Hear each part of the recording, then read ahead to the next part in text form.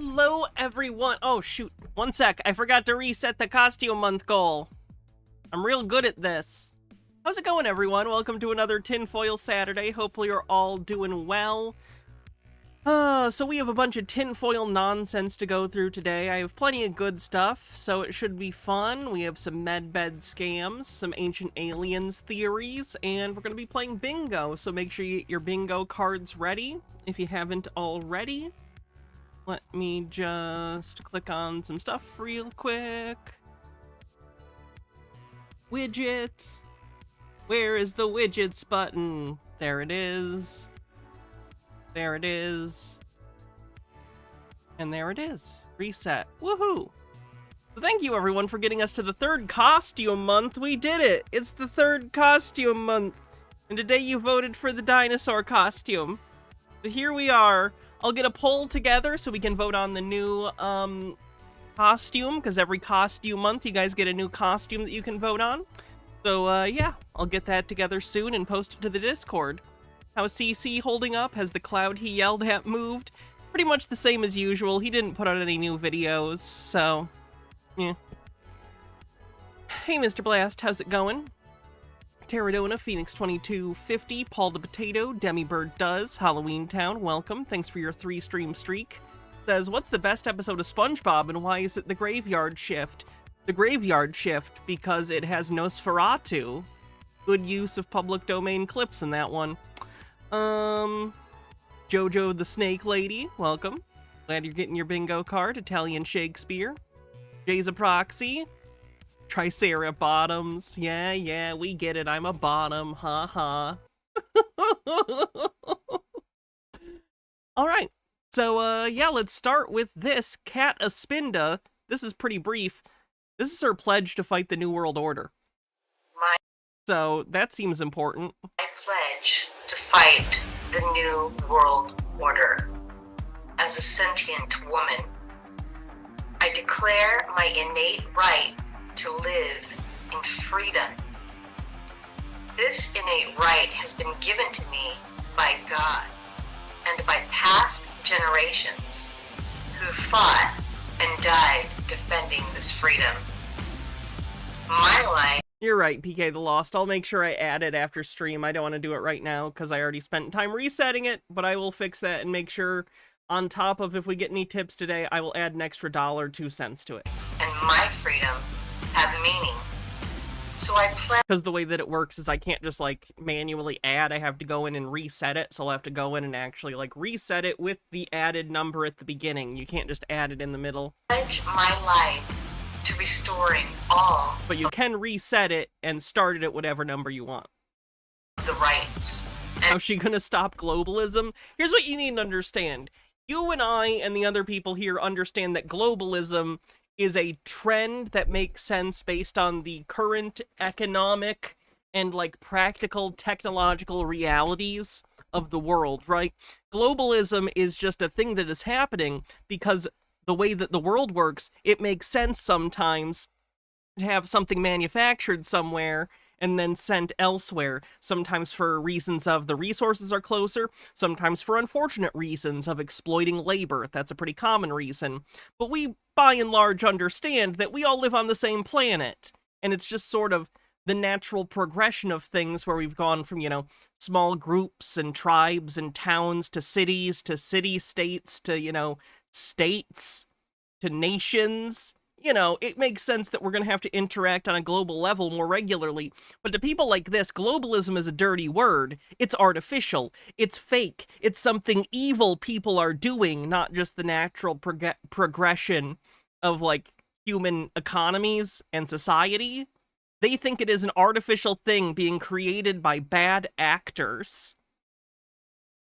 And freedoms that were stolen from me and my family and future generations to follow. I pledge to confront with God's wrath this New World Order, whose only goal is the total destruction of all freedom. See what I mean? Like, she thinks that globalism is not just a shift in priorities from nationalism to a global outlook No, it's an evil plan to destroy the freedoms of everyone, especially Americans. It's nonsense based on paranoia and sort of a weird xenophobic attitude. I Cabal on the bingo card. pledge to help expose. She put I don't know why she put a filter on this. I assume to make it more stylized, but unfortunately, it just makes her voice sound terrible. And we know her microphone isn't this bad. This is just an effect she chose.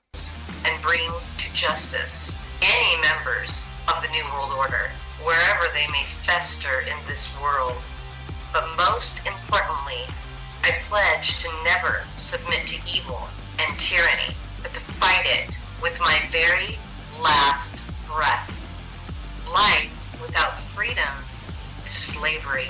So I pledge now and forever that I will never be a slave to any person or government ever. I pledge all these things to my God, my country. Okay, we can be done with this. It does hurt the ears. So this is something I wanted to talk about, and I'll talk about it earlier than I normally would for a title thing, just because I haven't seen this and I'm interested. This is that company that's doing the scam MedBed thing, and they put out a 13-minute promo video that's a showroom tour. So I wanted to see these grifters in action. This kind of thing upsets me, as much as conspiracy theories and conspiracy theorists can be obnoxious and annoying. Often they are people who have been misled because they were desperate or because they're ignorant, right? I still feel a certain amount of empathy or sympathy for these people. People who prey on conspiracy theorists cynically telling lies in order to take the money, in order to sell false hope to these people, they're the scum of the earth. So let's look at some of the scum.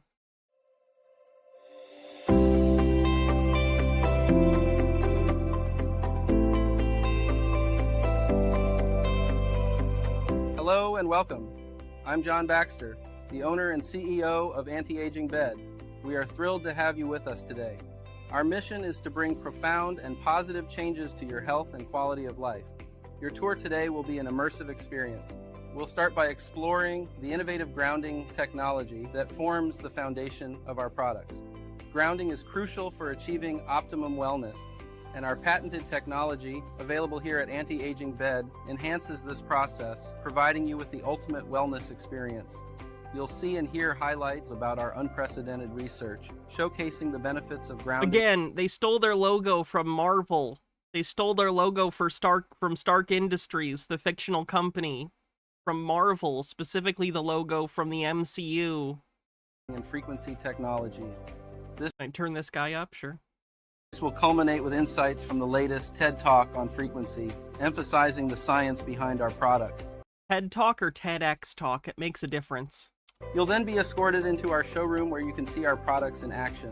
This will involve comprehensive testing and demonstrations of the high-end energy healing modalities available here. These technologies are designed to further your path to optimum health, and we're pivotal in awarding Anti-Aging Bed as the world's greatest health technology for 2024 by Bloomberg. You'll see... What? I find that to be incredibly sus. I don't believe that for a goddamn second. I don't even like Bloomberg, and I don't believe that they awarded you that. What in the world?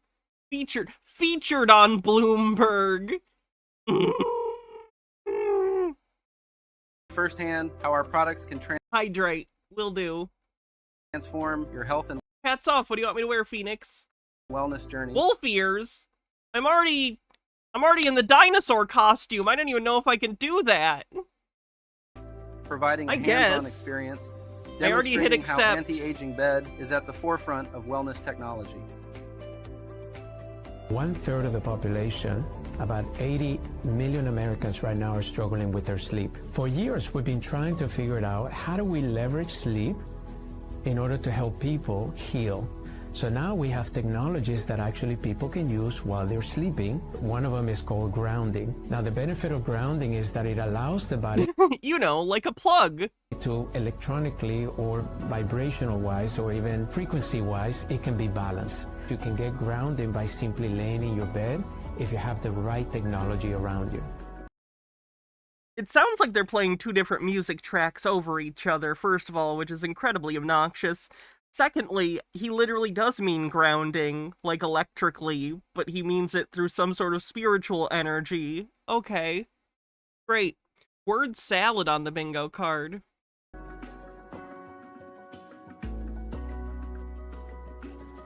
Have you ever been outside on a warm summer day and felt the urge to run barefoot in the grass?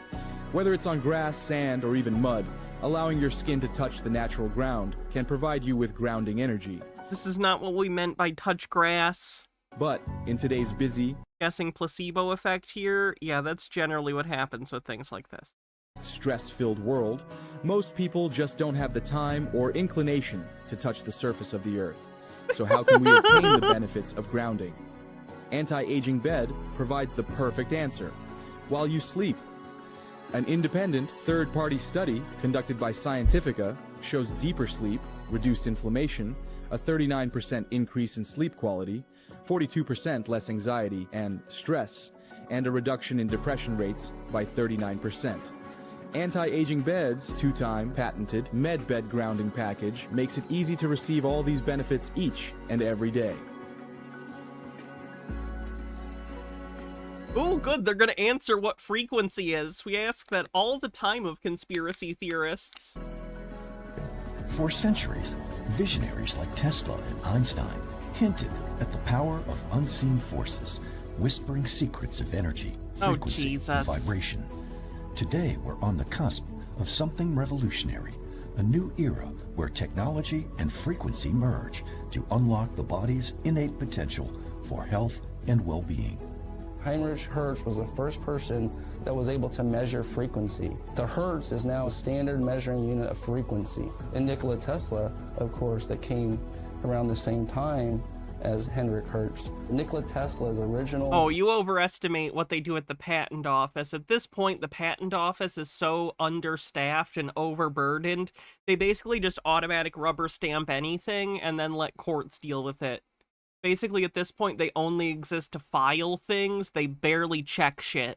Like, that's just not what they do anymore, because there's so many people constantly trying to patent shit. What they effectively do is file things, rubber stamp them, and then the file exists for litigation. That's inevitable a lot of the time. Patents on grounding is the foundation. And to be clear, you can get a patent on, like, bullshit. Like, you can patent stupid bullshit. It's not their job to check if your thing actually works, just your machine is as described. Foundation of all frequencies. Without the ground... Oh, you haven't missed much, Profane Priestess. Just been this scammer selling people med beds. We really couldn't use the frequencies that we use today. And of course, we've got to give it up to Albert Einstein.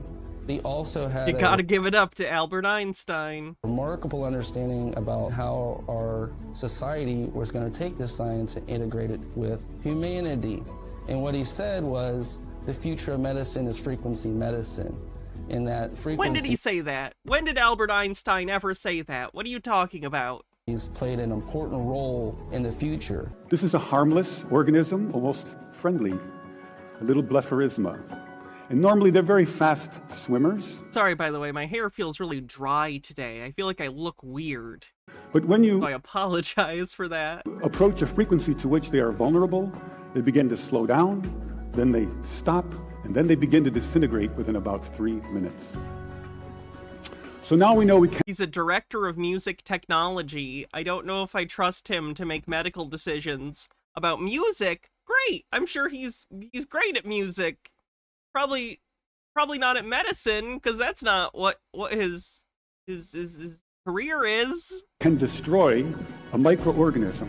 And the question comes up, but can you target a specific organism with a specific frequency? So in this next video, you'll see a large organism in the center, a paramecium, undergoing disintegration, and swimming all around it, a tiny different organism, which is unharmed. If we're perhaps you can see this sort of fireworks effect happening. Yep, it's a TEDx talk. Don't ever trust TEDx talks. These days, even TED Talks can be iffy, but you should never trust TEDx talks. Anyone can hold a TEDx talk and invite whoever they want. They're just licensing the name. That's what TEDx means. The X is indicating that it's not put on by TED themselves. It's people licensing the name, basically. So you can find a lot of woo-woo bullshit TEDx talks. Growing blister to the right of the organism. And here comes a little neighbor wondering what's going on. Who's testing? And you can see blisters forming now on the lower left quadrant and upper left quadrant. The shape is now changing. And a major explosion out the top. So now we have some evidence that we can target specific microorganisms with specific... Amber with 125 stream streak says 125. Wowie wowie wee wow. That is a lot. Specific frequencies. I feel like that's more streams than I've been present for in a row. And about this time, we meet a cancer researcher, and we show them these videos. And this results in an invitation to spend 4 months in a cancer research lab trying to shatter cancer cells. This is our setup in the lab. You can see a microscope with cancer cells on it. Here's the plasma tube, and here's my little frequency control box. So first we attack pancreatic cancer. Take a good look at this slide, because the next one will look quite different. After we treat these cells, they change their shape and size, and they begin to grow long, rope-like... The one I'm interested in. Designed to harmonize your body from the inside out. That's the magic of anti-aging bed. Today we have 70 technologies, and it all starts with our patented grounding technology. It's a 4-in-1 technology. It offers grounding, far infrared, EMF dissipation, Thank you, Freyline! and antimicrobial effects of silver, all while you're sleeping. From there, you can get our frequency machines. We offer sound, light, and direct connection of the frequencies. And that's more of a residential technology. Of course, we have our first mattress with no cancer-causing chemicals. We have an adjustable base. California has entered the chat. Along with an EMF. Great TEDx piss take was this one. 2070 paradigm shift TED Talk by Sam Hyde. Restore humanity to their war-torn country. I present to you Sam Hyde, 2070 Paradigm Shift. Sam.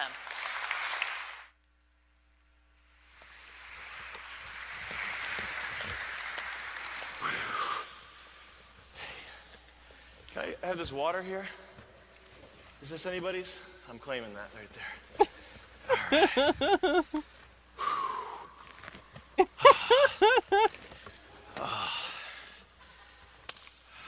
Got some notes here. Did I just drop the mic back? Oh, good. Okay. Keep that on me. Otherwise, you guys can't hear me. No, this is hilarious. This is perfect. Give me like 25 seconds here.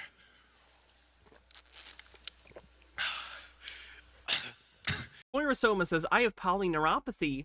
Yeah, I think so. An incredibly painful condition for which there really isn't much relief because opiates or other painkillers usually don't have any effect on nerve pain. Every time I go on some forum to do with my illness, even closed forums on Facebook or Reddit, there's always someone there trying to sell this kind of woo. It's infuriating. Also, my mother's new age friends message me about all kinds of utterly useless stuff. There's a special place in hell. Yeah, people suck.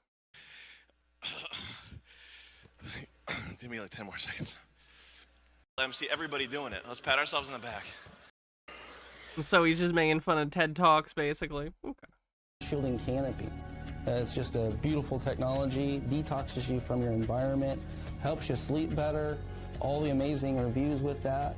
And of course, from there, we have vibration plates that you can stand on. We also have a sound system, and it's called the Acoustic Vibration Recliner. Sitting in this machine in 15 minutes will totally change your life. From there, we have our Tesla plasma machine for our wellness center. Tesla plasma machine. People and someone that wants something more powerful. It can help address over 1,800 health issues and has 4 million frequencies at your disposal. And one of our 4 million. That's so many frequencies. That's more frequency than your body can handle. Tesla MedBed, based on the foundation of Nikola Tesla and everyone after him. We're able to harness all these different technologies, not only having a hyperbaric chamber, creating the first grounded hyperbaric chamber, creating the world's first Tesla MedBed by adding all the technologies into the MedBed and even scanning your body of frequencies. Last but not least, the Attorney General of whatever state this asshole's operating in needs to knock this shit off. They need to send him a strongly worded letter. This is our bioscanner. Within minutes, you can scan your body and see about the damage that has ensued in different cells. What? Okay, this is an outright scam. Your machine is not scanning my chromosomes. Holy fucking shit, this is a literal scam. They're making claims that are just abjectly untrue. Not even like, oh, well, they can maybe get away with saying that. No, they're just saying, like objectively untrue things. Ugh.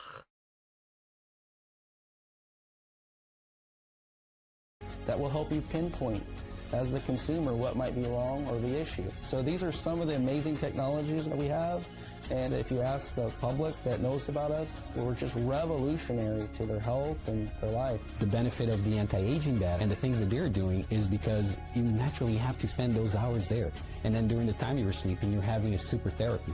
I think that's the greatest idea that he had, and I love this. What if you could just sleep and become healthy by the time you wake up the next morning?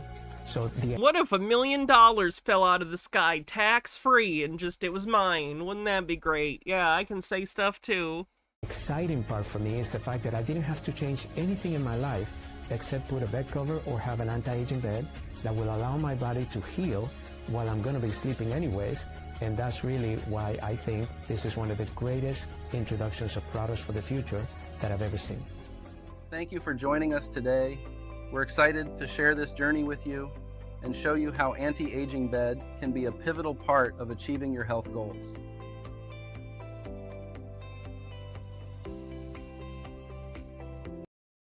Well, fuck that guy.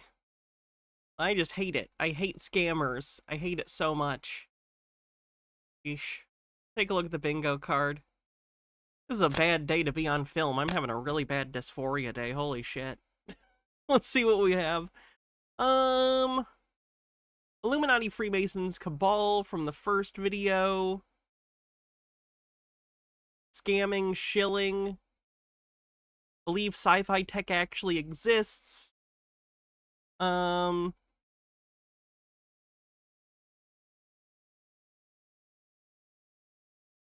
else did we have? We had Deep State from the Cataspinda video. Where is Deep State? The Deep State? Or Thinking Sabercat says, actually, here's probably the most goofy scam ever from a bunch of crypto libertarians. Oh god. I'll save that for another day.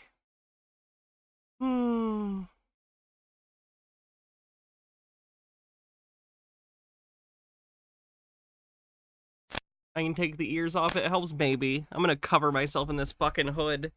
I can't. I can't with my fucking face and forehead today. 7 head. Alright. Let's see what we're gonna do next.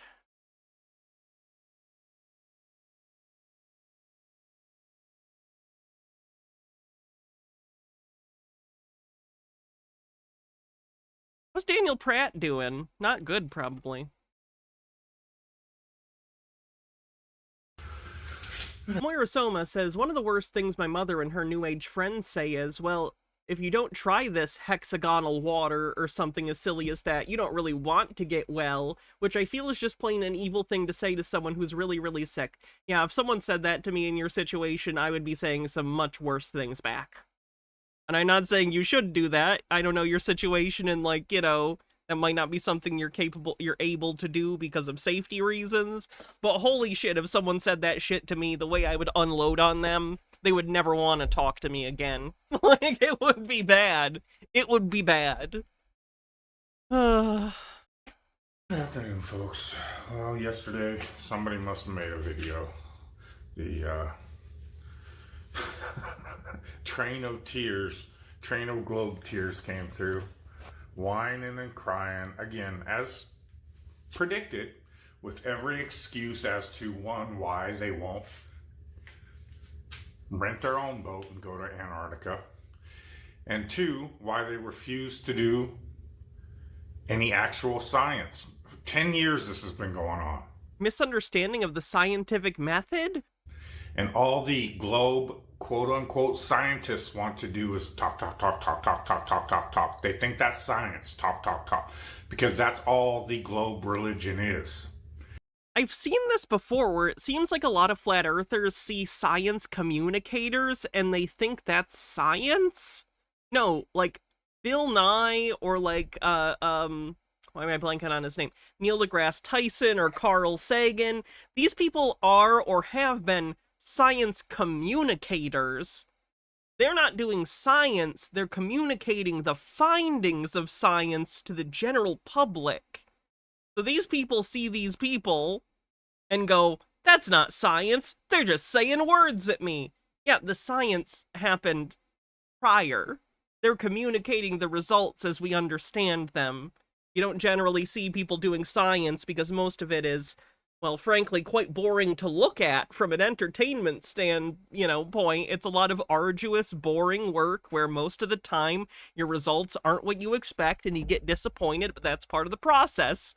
Much more interesting to kind of concentrate the interesting findings from the past however many years down to a digestible format for average people. Dane Rifa with 150 bits says, hey, the other week I was on a cruise with 800 QAnon MAGA podcast listeners, and I'm visibly trans and gay, so I decided they were stuck on board with me. There were tears because I was in the pool. I have 100 stories. It was the weirdest week of my life. That sounds like a nightmare, but I'm glad you were able to make the best of it. It's a religion. It's not science. Full of doctrine and pseudoscience and nothing to do with scientific method-based science. So, all they could do is come and proclaim how scared I am of Will Duffy, the Christian. Isn't it funny? All of these globe proponents are rabid anti-creationists, yet they support Will Duffy, the supposed Christian that was a fraudulent financial advisor. It sounds like he served Mammon way more than he serves God. And yet all the big bang supporting anti-creationists just can't support this guy enough. It's kind of like all Donald Trump and his supporters that think he's a Christian. Yes, Will, I'm calling you a fake-ass Christian. Cry for me. Send all your little idiots over. I love laughing at their comments. Yeah, satanic on the bingo card. That's before I delete them. So, still, to this day. Oh, well, because Jaron said that if there's 24-hour sun in Antarctica, the Earth can't be flat. Well, Jaron's a fucking greedy idiot. He's talking about the final experiment again, which is they're taking a flat earther or a few flat earthers to the South Pole and showing them the 24-hour sun to try and show them that their models, or lack thereof, don't make sense, but the round earth model does. Jaron also pushes crypto on the people. The worst thing that could possibly happen to humanity, the easiest way to create a worldwide communist system. Because when I think communism, I think cryptocurrency. Is this accidentally based because he's anti-cryptocurrency, but it's for completely the wrong reason? That is kind of, I guess, the definition of accidentally based. We'll go accidentally based. He is based on accident and for the wrong reasons. Stone Corbell, thanks for gifting a sub and kicking off a hype train, 46% to level 1 in the hype train. I'd appreciate if we could do this train today. It's always good, helps support the stream. Bits, gift subs, subscriptions, tips, all of these things help the channel, and I couldn't do it without them. So thank you, everyone. You know, crypto. Sorry about the self-promotion, I hate it too. It's just something I gotta do. Having allegiance to a certain political party, especially communism. Look up the definition of crypto. That's why Jaron pushes it. What does he think the definition of crypto has to do with communism? Bumble Homestead, thanks for 200 bits. Unstable Deadbeat, thanks for gifting a sub. Because he also is a God-hating clown. Yet, he's all in. It's a distributed append-only ledger. I don't think Marx ever talked about that. Not to my knowledge, at least. from each according to their ledger, to each according to their crypto wallets. Moira Soma, thanks for 40 months at tier 2. Thank you very much. In with Will Duffy, the Christian. None of them can explain how, if this 24-hour sun in Antarctica proves a globe, that means that globe has to be rotating. Yet, I myself have done the experiment right here, hanging a plumb bob and showing absolutely zero deflection from 90 degrees. Deflection that must be there according to any math professor in any institute of higher learning. It's always interesting to me when flat earthers try to bolster their arguments by saying, what I'm saying is what any university professor would say, when first of all, no it's not. No it's not. That's why flat earth isn't considered to be true, because that's not what we find. Second of all, you're trying to rhetorically imbue your beliefs and words with a power of academia that you don't even respect. So rhetorically, it's confusing. Why are you doing that?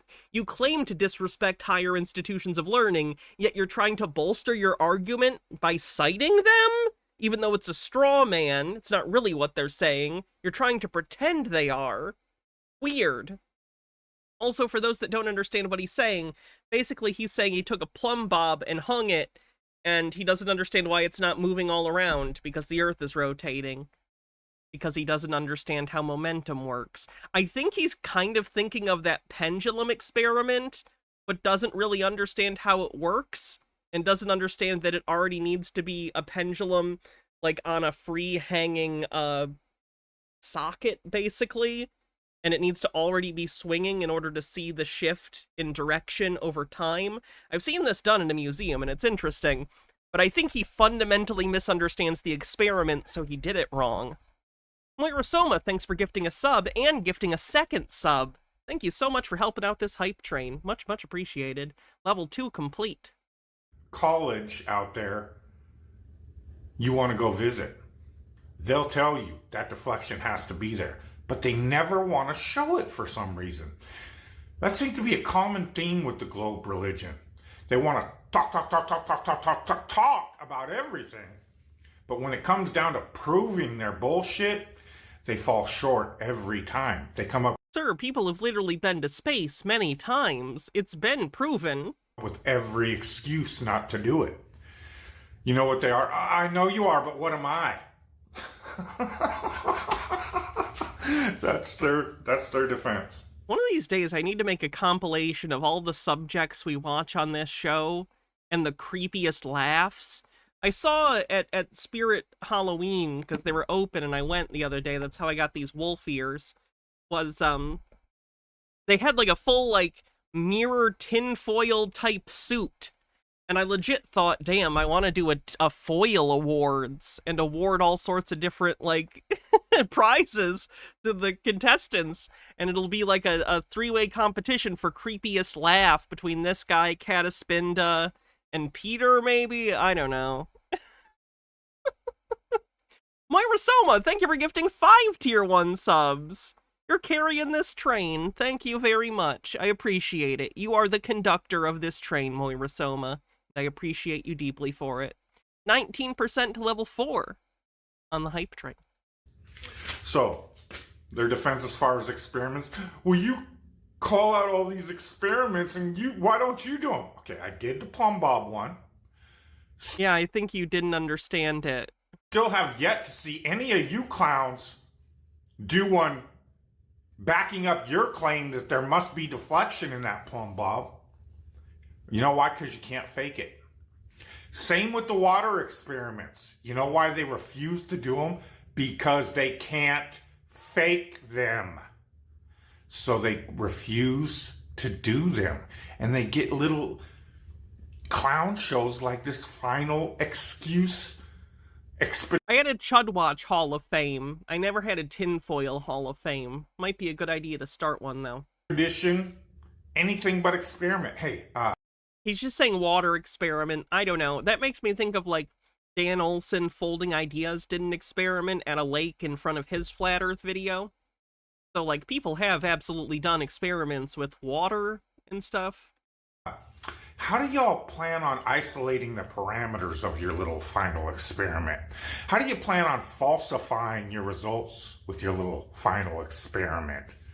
You don't, because it's a clown show. It has nothing to do with scientific method-based science.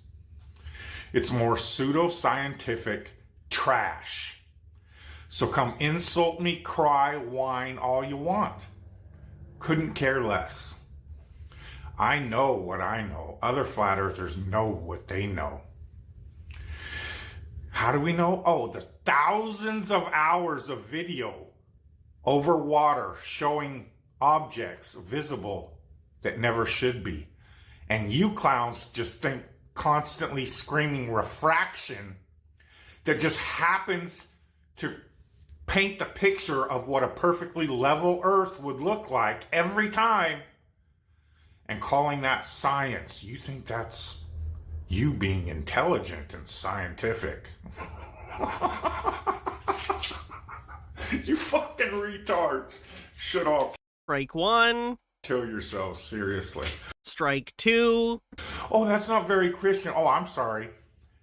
Not. That's not very Jesus-y at all, and I'm not even religious. You have nothing. But I'm, like, fairly certain Jesus would not be cool with you telling people to end themselves. To do with being Christian. I love it when non-Christian, God-hating people try to tell Christians how to be Christians. See, I mean, I'm not a chef, but I know if someone serves me shit, you know? I don't need to be a belief or be in a belief system to understand it and know when someone is outside of the parameters of that belief system. Let me put it this way, like, I don't need to be Muslim to know they're not supposed to eat pork, right? Same thing here. I'm not Christian, but I'm pretty sure Jesus, turn the other cheek guy, doesn't want you to tell people to commit Sudoku. M. Scheffler with 100 bits says, I love the award show idea. Can we all vote on the winners? That would be pretty fun. Minute left on the hype train, 23% to level 4. you're of your father, the devil. You love being lied to and lying to others and duping them. You get off on it because you're of your father, the devil, every last one of you. So I don't give a fuck if I hurt your little feelers. Again, that's a non sequitur. It's not about you hurting someone's feelings, hypothetically. It's the fact that you proclaim yourself to be a Christian while doing the opposite of what Christianity teaches about how to deal with your perceived enemies. You're the shit. It's hypocritical. Hypocrisy on the bingo card. Stains of humanity. You are the problem with humanity because you love lies. You love telling them, you love hearing them, you love fantasizing about it because you're all a bunch of little troglodyte, little Dungeons and Dragons rejects. I don't know. Has he heard of the new D&D updates? People aren't very happy about it. Thank you for the hype train, everyone. That love to live in fantasy Especially worlds. Moira Soma rather for than so much reality. support during that train. Why? Because you're too pussy and coward to live in reality. That's why you I'm so concerned this guy's gonna end up on the news. constantly claim the guy that patrols the worst neighborhoods in Columbus every night is too scared of the final experiment. Oh my God. How about you do some real experiments? Show us a plumb bob deflecting due to the rotation of Earth, which your mathematician professors insist must be there. Show it to us. Bet you won't. Show us a body of water displaying curvature on its surface. Why don't you do it? Once again, for the 10 millionth time, the procedure of creating float glass has done it for us. It creates an equally thick plane of glass with both the bottom plane and top plane of that glass. Yeah, we've talked about this before. That's because at a local level, to the, what's the word I'm thinking of? To the precision that they require for it to be the same exact thickness or whatever, the area that the glass is being, like, made over is not enough for the curvature to matter for that precision. The bigger it is, the more it would matter, but it's not big enough. So it's fine. The curvature is very, very slight. At that local level, literally, like, the floor's height is going to be more important than any sign of curvature, because you're at a very local level, and the Earth is very big. Being perfectly flat and level. So, therefore, every day, it is proven water lays flat and level. It's up to you to prove it does otherwise, to prove it can display curvature at some distance. There are about 10,000 pictures of the Earth from space showing it, so. But you won't. You'll continue to avoid it and just talk, insult, ad hom, and never... You told people to self-delete. ...do any actual science, never be anything about true learning and education. You'll just be pitiful, pathetic, disgusting online trolls. That's all you people are. That are taking advantage of the stupidity of your other cult members and making money off of them. And then getting them to come talk your shit on other people's channels. Wow, useful idiots much? So yeah, he's doing great. Thanks, Dan. Moira Soma says, speaking of Flat Earth, did you see Witsit debate mystery about politics? I'm sure you'll be stunned and surprised when I tell you he knew as little about politics as he does about physics and math. I didn't. That sounds horrible. Witsit is a frustrating person to listen to. Freyline says, this guy always feels like he's giving a manifesto before doing something horrible. Oh, I get that vibe too. He scares me. Why I said I'm afraid he's going to end up on the news. I'm not meaning that as a joke. Like, you guys know that I've covered people before they've gotten involved in issues. For instance, like, Andrew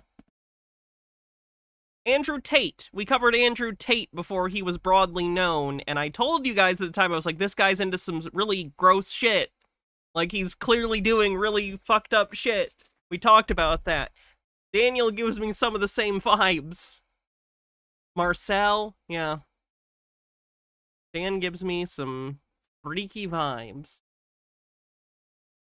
If someone took him to space, what do you think would happen to him? Like, would his brain melt? He would think it was all fake and that the windows were showing screens or something. It would end up like in that Avenue 5 clip I've shown before.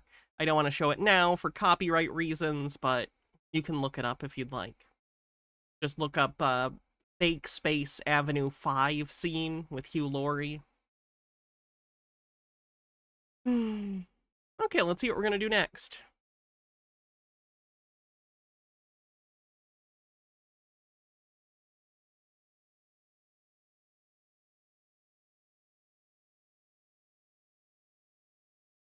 Oh, bad news. Remember Wretched Recess, who had her channel deleted? She's back. It only took like a week. If that. Hey, everyone. So she's back.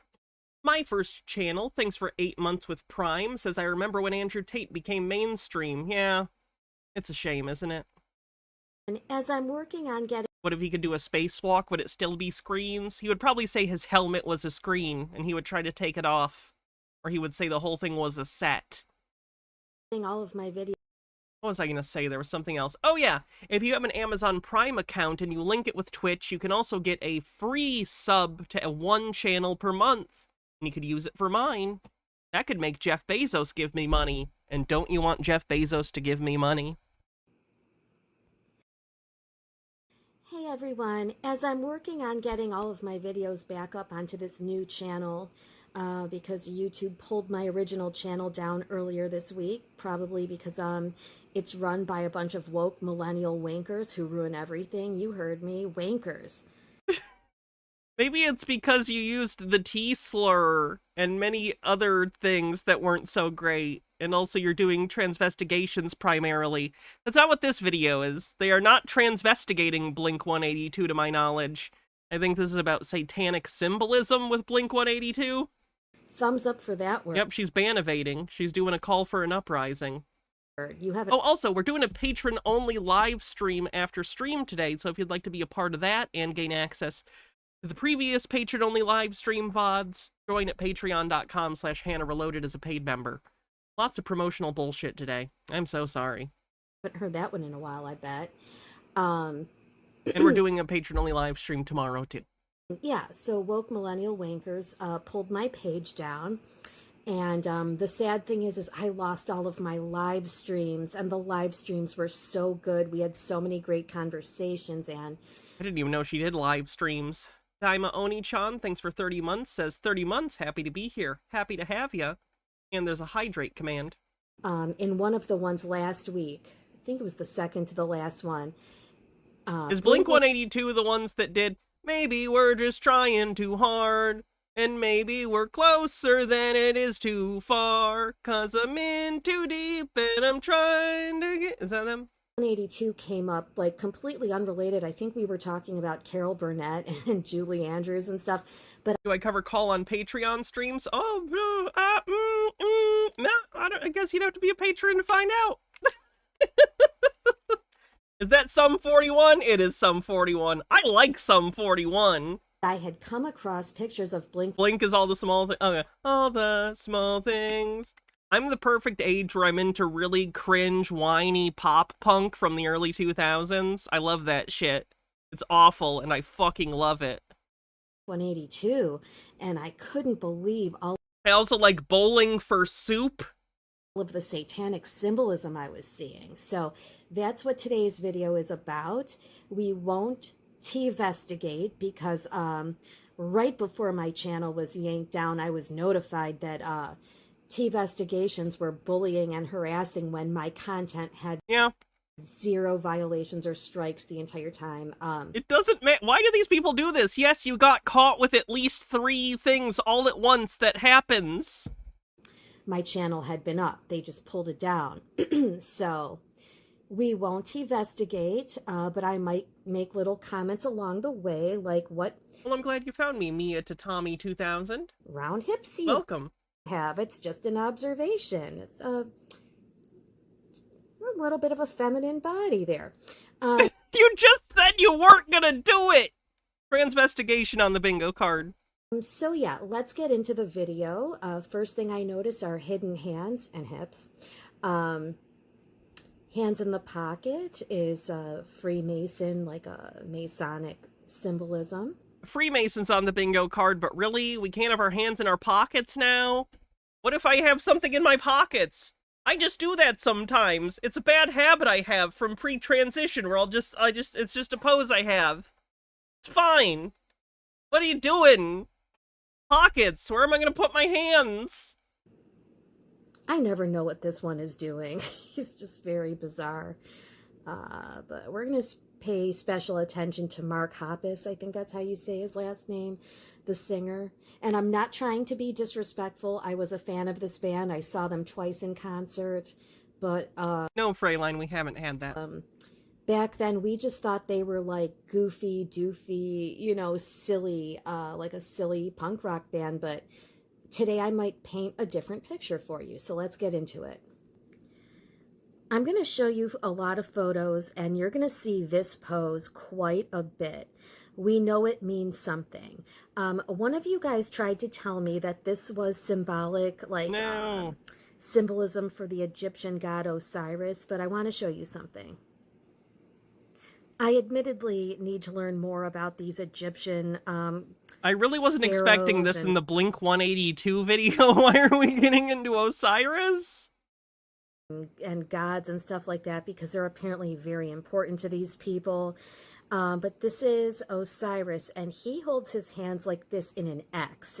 And we, on my channel that got pulled down by the the Wankers yanked my channel down.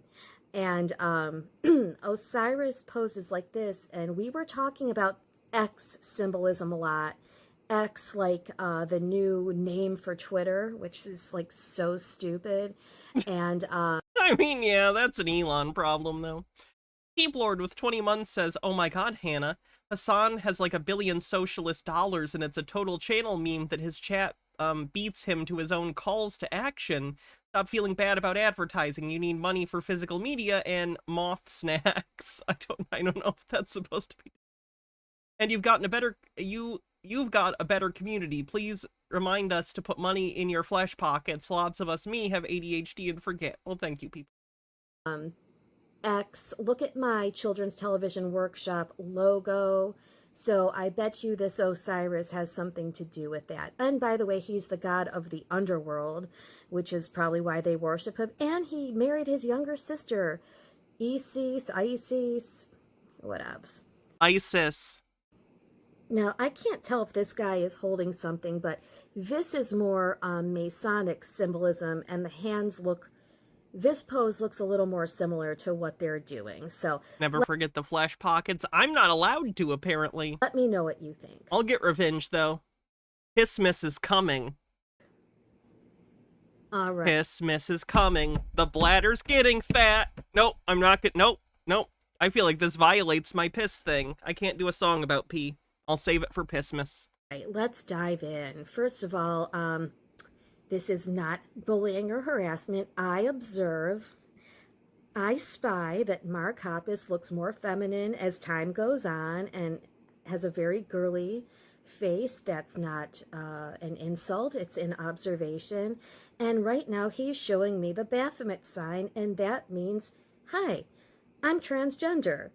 Don't believe me? Look at this. Yep, that's the secret symbol, everyone. All the time. Yep. We're always out there at each other, noticing each other and being like, yeah. Peep the... M. Scheffler says, bold of you to assume that I'm not looking forward to Pissmas. Bottom right. This is a little chart of satanic hand symbols. Is it? And so when all... One of them's... Well, at least that one's basically rock, paper, scissors. Could I not play rock, paper, scissors now? What about this one? That's an important one. These celebrities give you the peace sign. It's not actually the peace sign. This is the Baphomet sign if you're new to this and you stumbled across this video. And this is showing you Baphomet and transgender symbolism. Yay. And to most people, you know, we were teens. I was in my very, very early 20s. I was in college in the early 2000s, and we just thought they were silly. But guess what, guys? All these symbols mean something. He's not eating an ice cream cone in a photo for nothing. Ice cream, first of all, an ice cream cone is like a phallic symbol. Why can't we have nice things? Why do we have to, anytime we have a nice thing, why does someone have to be like, well, that's a cock? Why can't we just have ice cream? Lady, why you gotta think of dicks? Why you gotta think of dicks when you see ice cream? It's delicious frozen dairy-based treat.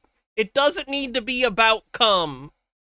And from Pizzagate, I learned that ice cream cone symbolism means like gay, what was it? Gay male prostitution? Like, it's like a gay sex thing. It's not. It's ice cream. You need help. So, sucking on the ice cream cone, Baphomet, and this one is just always looking creepy as fuck. Sorry, this is like one of the weirdest looking people I've ever seen in my life. That is not bullying or harassment. I'm allowed to have an opinion. I mean, okay, YouTube doesn't have to platform it. You can have opinions that amount to bullying. That's a thing. And YouTube doesn't have to platform it if they don't want to. It's fine. That's on them. Girly girl, right? That probably means something there. All right. Crossing the arms again. Check out the interlaced fingers. Interlaced fingers means transgender. And Getty Images telling us what's up. I've been told that anything Getty Images is pretty much trans stuff. Did I show this one yet? Arms crossed in both of them. Very important pose, obviously. What I've learned from conspiracy theorists is no matter what you do with your arms or hands, someone thinks the thing you're currently doing means you're secretly trans or an evil Satanist. No matter what you're doing. Like, I could just in the middle of this, freeze, right here. They'd probably say, like, this is claws. This is like, this is like demon hands. You can just do any random... They'd say, like, oh, this is like horns of the devil. This is, again, it's like a creature, demon. You do anything with your hands, and they'll come up with some justification. Just an observation, that looks a little girly. And check out the devil horns.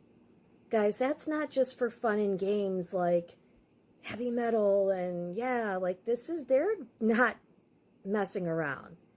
They're very serious about these poses. I never thought that when I was younger, but, live and learn. They're very, very serious about this stuff. True, Phoenix, you caught me. Don't believe me? So is this like a goofy, doofy pop punk band, or do you think it's more sinister than that? The first one. That's a pretty boy, and I'm going to share something with you. You could think he's a pretty boy. He is a boy. Even if he was trans, he would still, like, be a boy, because he's clearly presenting as a boy, and his pronouns are he, him. He's a boy. Fine. He's a man. Whatevs. Similar to my Girl Crush videos where I talk about... I mean this unironically when I say transphobic people think about gender way more than I do. And, like, I'm burdened by it in some ways, and I think about it less than they do. Thank you for the link. I'll take a look at that later. These young boys that were pretending to be girls and feeling an attraction, I've got a very similar story for you coming up. Here's an interesting photo. We kind of have, like, Illuminati pyramid type pose with those hands. We have crossed arms here. I don't know what he's doing. Crossed arms. And more devil horns here. Okay, this photo is really interesting. It's similar to that one I showed you. We've got the pyramid here with the hands right there. We have prayer hands. And this could mean two things. We've talked about this back when my original amazing channel was up, that the wankers thought they would ruin, but I'm back. Why is she picking up wankers? Like, I know this isn't the first time she said it in this video, but I just didn't feel the need to comment before. That's generally a UK expression. Where is she picking that up from? Where she thinks it's normal to say? Herpes, and you're not going to keep me away. These could be prayer hands, like praying to their God, not ours, their God. And one of you shared with me that you believe that this was another bad... Trey says, hey Hannah, hey chat, how it be? Also, yes, nobody on the planet thinks about cock or gender more than these people, which is wild. Baphomet type of, like, transgender symbol where the right and left come together, like the feminine and the masculine, and the hands are together, symbolizing that. And this is coming from Mark Hoppus, the girliest looking one. And bro over here is tugging on his finger, and we've learned along the way that that is a sign for castration. So what? That's a new one for me. I haven't heard that one from conspiracy theorists before. Pulling on your finger is a sign of castration, so your uncle being like, pull my finger. I'm not gonna make the joke, never mind. 3 of them, boys and girls, trannies, they, thems, whoever you are watching. Strike 1. These are at not minimum. Just, by accident poses. This is very intentional in your face. And something I was thinking about today was, who are they doing this for? All right, we can move on from her. Just wanted to point out she has her channel back. It'll be interesting to see what she has to say moving forward.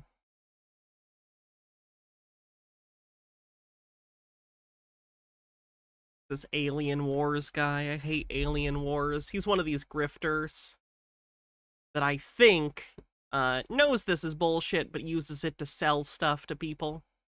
Long. He has a book he's selling. Live from the dark side of the planet. Have you noticed all of these NPCs out there?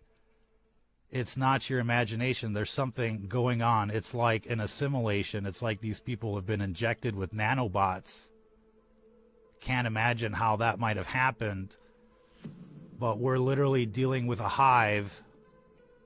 You did, Nemesaur. I'm sorry. I might do more of it later, though. There is a whole channel. They are legion. They are many.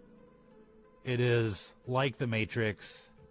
But there's the bookie, Shilling. Transhuman genocide. The enemy at the gate. It's more like the pages of the Bible playing out before our very eyes as they poison the air, the water, and the food supply. Fire the video guy. We're broadcasting live on Facebook right now. Yeah, Matrix on the bingo card. Part of the core of this beast system. Everything technology is part of this beast system. Look no further than the barcode, the mark of the beast on every product that you buy, that UPC barcode.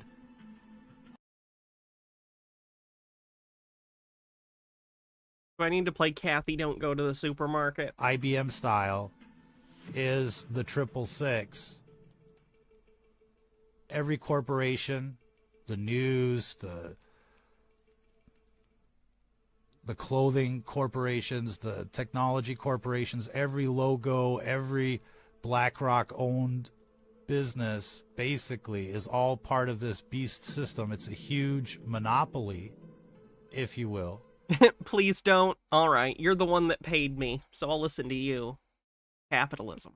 They own it all. The competition is fake, just like what we're seeing on the TV these days. It's the big convention in Chicago. Oh, don't even ask me what the video guy is doing. Al But it's Roker? all beyond fake, and it's not just fake, ladies and gentlemen. It's like Westworld. It's like what's going on with these NPCs. It's definitely the Matrix out there. Oh my god, he's repeating himself at this point. This guy sucks. Alright, let me find another video and we'll take a look at the bingo card. I know we got some more between the last couple of videos. M. Scheffler says, or do, I'm not your boss. Let's take a look at the bingo card real quick. Hey, Frey from the A, how's it going? Mark of the Beast. Misunderstanding of the scientific method.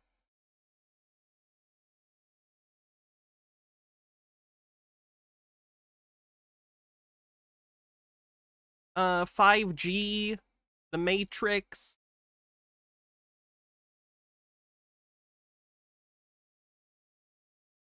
Scientism, satanic, MK Ultra mind control. No, wait, was it not? I thought he did mention MK Ultra. Okay, sorry.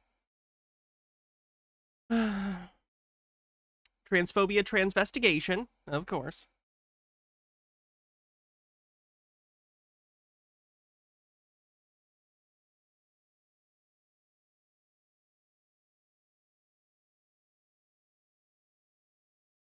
Word salad.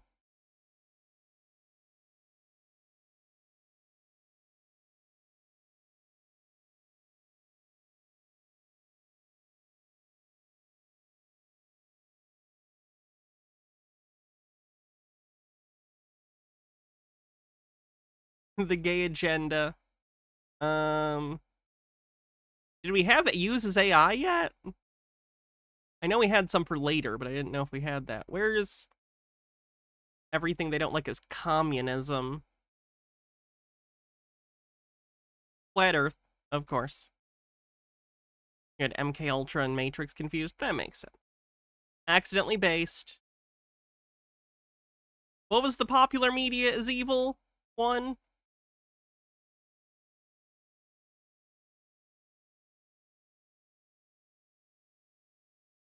There we go. 83 is the communism one. This is Marxism, Socialism, Communism. Yeah, they called Bitcoin communist. Oh, yeah, Blink 182. Is Blink 182 popular media? Sorry, that's just a hit at Blink 182. Why am I doing that? Why hit them while they're down? I don't think anyone said my research yet. Does Pizzagate count for QAnon? Surprisingly, no. Pizzagate predates QAnon. Pizzagate predates QAnon.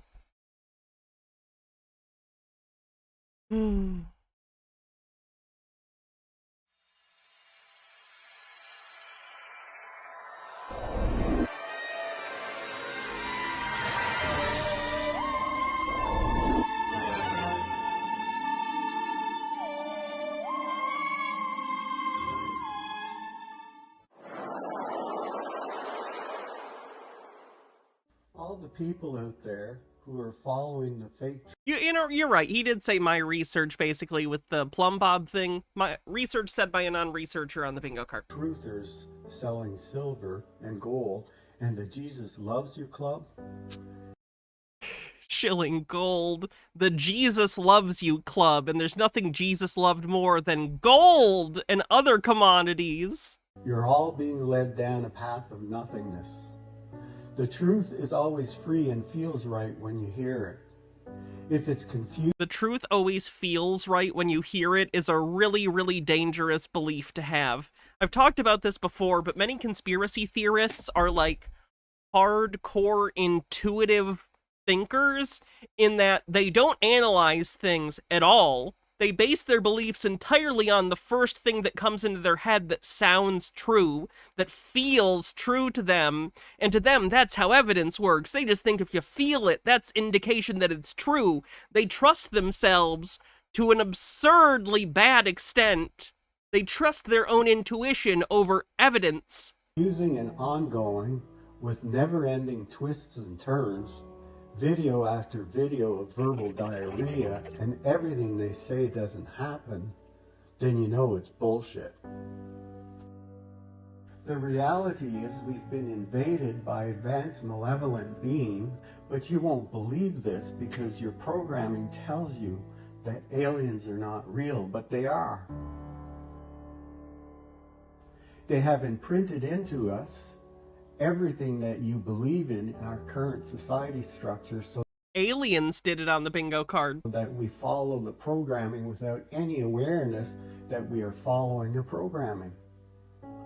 You might ask, what programming? Sheeple on the bingo card? Well, look around you at the world that we live in and step back for a moment and Freyline, let me see your bingo card if you want. Consciously observe how it runs and how you follow this programming because everyone else is doing it and you want to fit in, feel accepted, then you follow the program. The programming consists of dividing us up so that we don't become self-aware. Take a look at Freyline's bingo card real quick. Aliens did it. Believes in sci-fi technology, free space, transphobia, flat earth. Freyline! Congrats, you're today's bingo winner. Let me write your name down real quick, and we can continue. That's the official bingo winner of the day. We will continue to play for fun, but that is our gift sub winner for today. I just need to find a pen. There it is. Give it away? Okay, I can do that. Thank you, Freyline. Congrats on your win, and thank you for being generous with it. That's very nice of you. Whoever gets this, make sure you thank Freyline, as Freyline chose to give it away. Let's see who wins.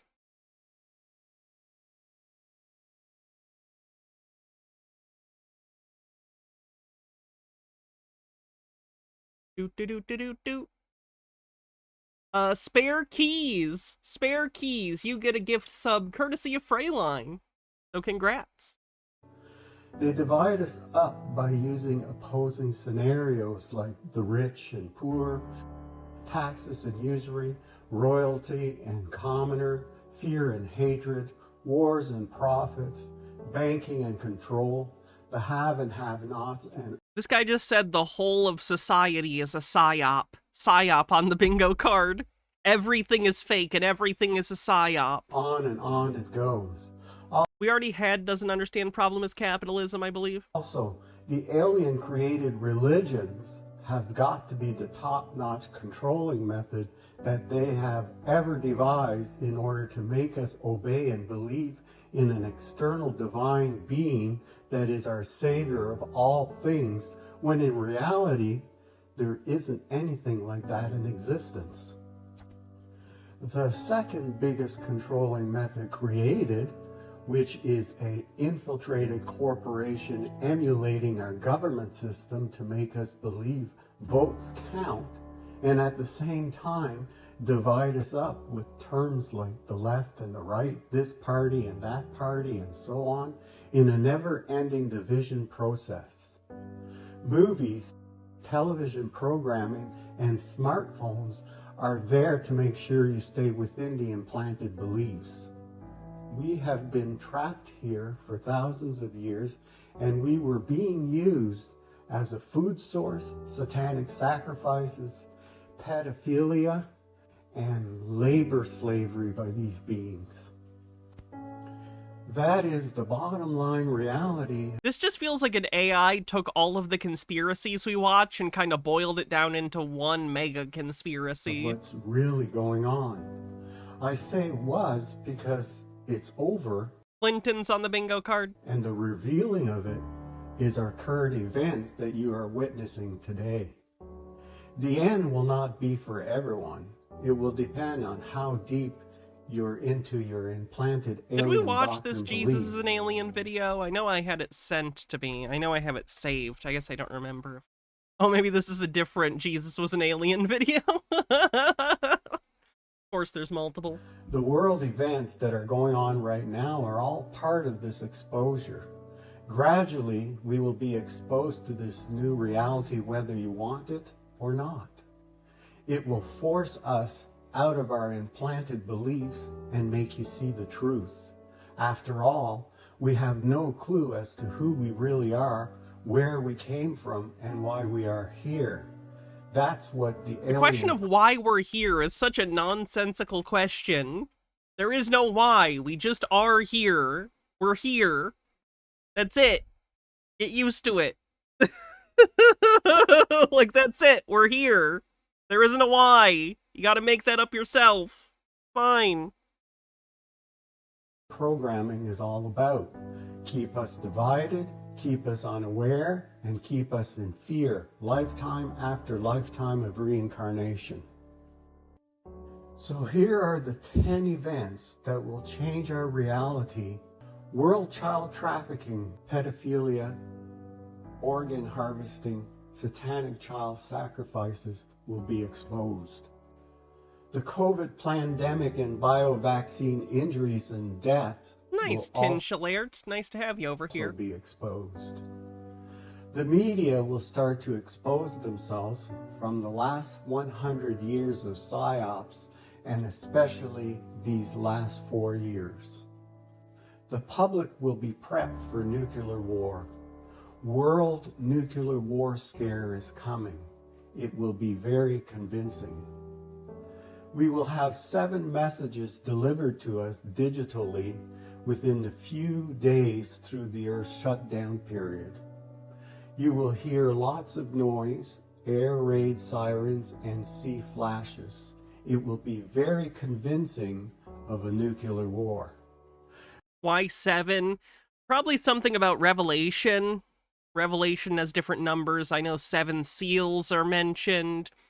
So it might be a reference to that. It might be due to another number 7 in Revelation. I'm not sure, though. The cables will be cut at the bottom of the ocean. This will begin the 3-day Earth shutdown and 10... 1 second, people are sending me links. Medicated person says it's not conspiracy related, but just saw this. See what it is. Oh, the Trump fish. We actually watched that on the last MAGA Cope. Thank you, though. It is a nightmare. I want one. You think Jesus was an alien? And then MH Dark Beast sent this. Thank you. Another Jesus was an alien video. That might actually be the same one, just with different things, because they're both attributed to Billy Carson. So I think they're probably the same clip, just with different things visually. to 14-day lockdown. Exposure of all the 7 is just a special number in Abrahamic religion. It is. last 100 7 and 40 appear a lot. years to this day of what's really been going on will start. Minions will be scooped up from what's left of them. Police, judges, doctors, nurses, government, councils who have committed crimes against humanity using their position as a shield. Trump, JFK Jr., and the White Hats Dead celebrity is actually alive on the bingo card. will all return. Many more who you thought were dead will also return. There will be lots of explaining during this event. Trump will stand down for JFK Jr. Sky events will occur. Awake and caring people will try to warn you. Most of the world will think it's an alien invasion. Then, boom, the flash happens. Project Bluebeam on the bingo card. Project Bluebeam is the conspiracy that believes the governments of the world are going to create a fake alien invasion to create a new one-world government. Moira Soma with 100 bits says, "Oh my god, I just realized I wrote you how Mystery was debating Witsit about politics. I meant Destiny. Sorry, my head got its wires crossed there. I figured you meant someone else, but..." There was an interview with Mystery recently that I wanted to watch too. If you don't believe these events are coming and will be happening, then at least you will know about them, and that in itself will help you cope with what is about to happen to our reality. This is and will be a one-time only physical life experience we will ever have, where a realm of trapped souls are being liberated by benevolent beings who are the caretaker of a multi-dimensional universe. Buckle up, because it's unfolding right now. Well, that was nonsense. Fun nonsense, though. Let's see what's next.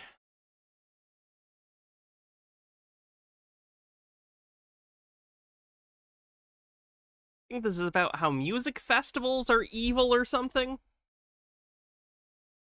Sounds a little like Peter's old rants, but it's pretty boilerplate conspiracy theory too, so that's not surprising. Well... Oh, thank you, Italian Shakespeare. Let me actually put this over here. Actually, I should probably save it on my Chrome. That's where I keep my bookmarks. Oh, we got a raid. Tina, I hope you had a wonderful stream. Welcome, raiders. I'm Hannah. Sorry, I'm trying to read and do this at the same time. All right, hi everyone. We're doing Tinfoil Saturday. We take a look at conspiracy theorists and what they believe, why they believe it. Just look at the weirdness of it and hang out. We also play Conspiracy Bingo. Consider giving a follow if you like what we see. We have a lot of fun. We have a very open, accepting, great community. We have a lot of fun hanging out and watching cool stuff together. Tina, or make sure you follow Tina too here on Twitch. Sorry, I'm stumbling over my words today. It's my one job. Hello everyone. Today we're going to look at one of the major ways that this Luciferian religion, the indoctrination, is being put upon the young people in our society through these so-called transformational festivals, which is these big raves and concerts where lots and lots of younger people generally are going to and being indoctrinated with this false religious system, which is the worship of Lucifer. Pretty sure they just want to probably get high and listen to music. The New Age. But Tomorrowland is a big one that is very popular at the moment if you haven't heard of it. And just look at the symbolism that is being shown here. They're gonna get sued by Disney. I'm just putting that out there. Probably a bad idea. Don't get me wrong, I don't think they're actually violating their trademark, but Disney's Disney, so Disney's probably gonna try and sue them. You know, Tomorrowland, the land of tomorrow, the new age, the age of Aquarius. This is promoting that thing. And you see even there, the logo for it has the all-seeing eye with the crown, the Antichrist symbolism, the coming Antichrist. Spurious symbology is evidence on the bingo card. To rule this false utopia. And then the butterfly wings as a symbol of mind control, MK Ultra, but also the transformation, how a butterfly represents that ascension and that transformation. And these festivals are doing that. This is the very purpose of them, to try and transform people's minds into believing the lie, the delusion of this Luciferian religion. I think it's just neat stuff to look at while you do acid at a concert. Like, that's not my thing. I would never want to do hallucinogenic drugs in front of a bunch of other people. I think that would be horrifying. But, like, yeah, people go hang out at the concert and they get high or just enjoy the weird visuals sober and enjoy the music. It's not nefarious. It's a music festival. Fine. Forrest Espion says, "Hey Hannah, been a while since I could tune in live. Here's a short, interesting tinfoil video. Jesus is apparently an Egyptian god alien. Lots of Jesus alien videos today. Sensing a theme. Oh, it's this person. Okay." Which basically worships the Antichrist, worships the false light. You can just see it there with the symbolism, very blatant. Look, live today, love tomorrow, unite forever. So the false... Thank you to the person who just followed, and I can't read your name because it's in characters I don't recognize, but thank you for following. Unity of the beast confederation, the beast kingdom, the false peace that the Bible talks about, this coming false peace under the Antichrist, like in the Tower of Babel, where they tried to unite the world to ascend above God. Yeah, now this recent... To be clear, the story of the Tower of Babel does not say that they were trying to ascend to be higher than God. It just says that the entire nations of the world were working together and built a big tower, and God says to someone, we don't know who, this is from the time, this story is from when it was not part of the doctrine, that there was monotheism. So God in the story presumably says to other deities, but it's nondescript in the Bible these days. God says to someone, nothing will stop humanity if they're allowed to work together, so I'll send them into disarray by giving them different languages. And so in the story, all of a sudden, all the people working on the Tower of Babel all speak different languages, and this is the Abrahamic religious myth as to where all the different languages of the world came from. Was they were building this big tower, it scared God, and so God made people have different languages, and then I guess people met up with each other who spoke the same new weird language and went to different places on the earth. Again, it's mythology, but, you know, he's taking it literally, and apparently thinks humans are in the wrong here, when I would argue God's the dick in that story, but whatever. Tomorrowland was called life. The theme was life, and you see here on the emblem, the symbol here they used is this occultic flower of life. Is that occultic? I literally hear conspiracy theorists talking about the flower of life all the time. Terrence Howard's into it. It's total, you know, blatant pagan stuff. You see life there, and everything I don't like is paganism. The flower of life opens towards the stars. So it's talking about this return to Eden, this new creation, this new world. You know, as I said before, they call this the return to Eden, and it's a counterfeit. It's a counterfeit that is mimicking the millennial reign of Christ, directly copying and mimicking the Bible. As always, they just invert things in the Bible, and they copy it and have this, they have this idea that they can...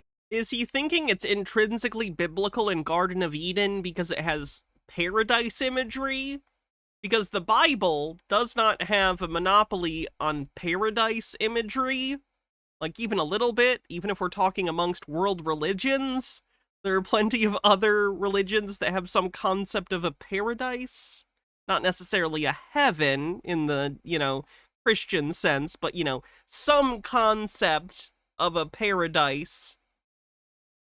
Can ascend to this new world, this new age, this age of Aquarius, if you like. That's what the enemy does, just steal, kills, and destroys, just copies the things that are written in the Bible about this false ascension. And then you see the symbolism on there with the red and blue. It's the square and compass of the Freemasons. I mean, you couldn't get any more blatant than that, right? It is Freemasonic doctrine. It is self-elevation. And you will not believe how blatant some of these things are. That all of these young people are going to these events and they think it's something cool, something quirky, and really it's just Luciferian propaganda that they're opening themselves up to when they're enjoying the music with their friends, they're having a drink, taking illicit things, and then they're opening themselves up to this indoctrination and mind control. And you see there, in the clouds, the golden age represented with the wings, this fallen angel, a Luciferian. Now, one of the events that's popular at Tomorrowland is called Afterlife. You can see that, I'll show you here, this is the crowd, and I'll show you some of the images that come up during the rave at these events. And this is what is people are being indoctrinated by, as I said.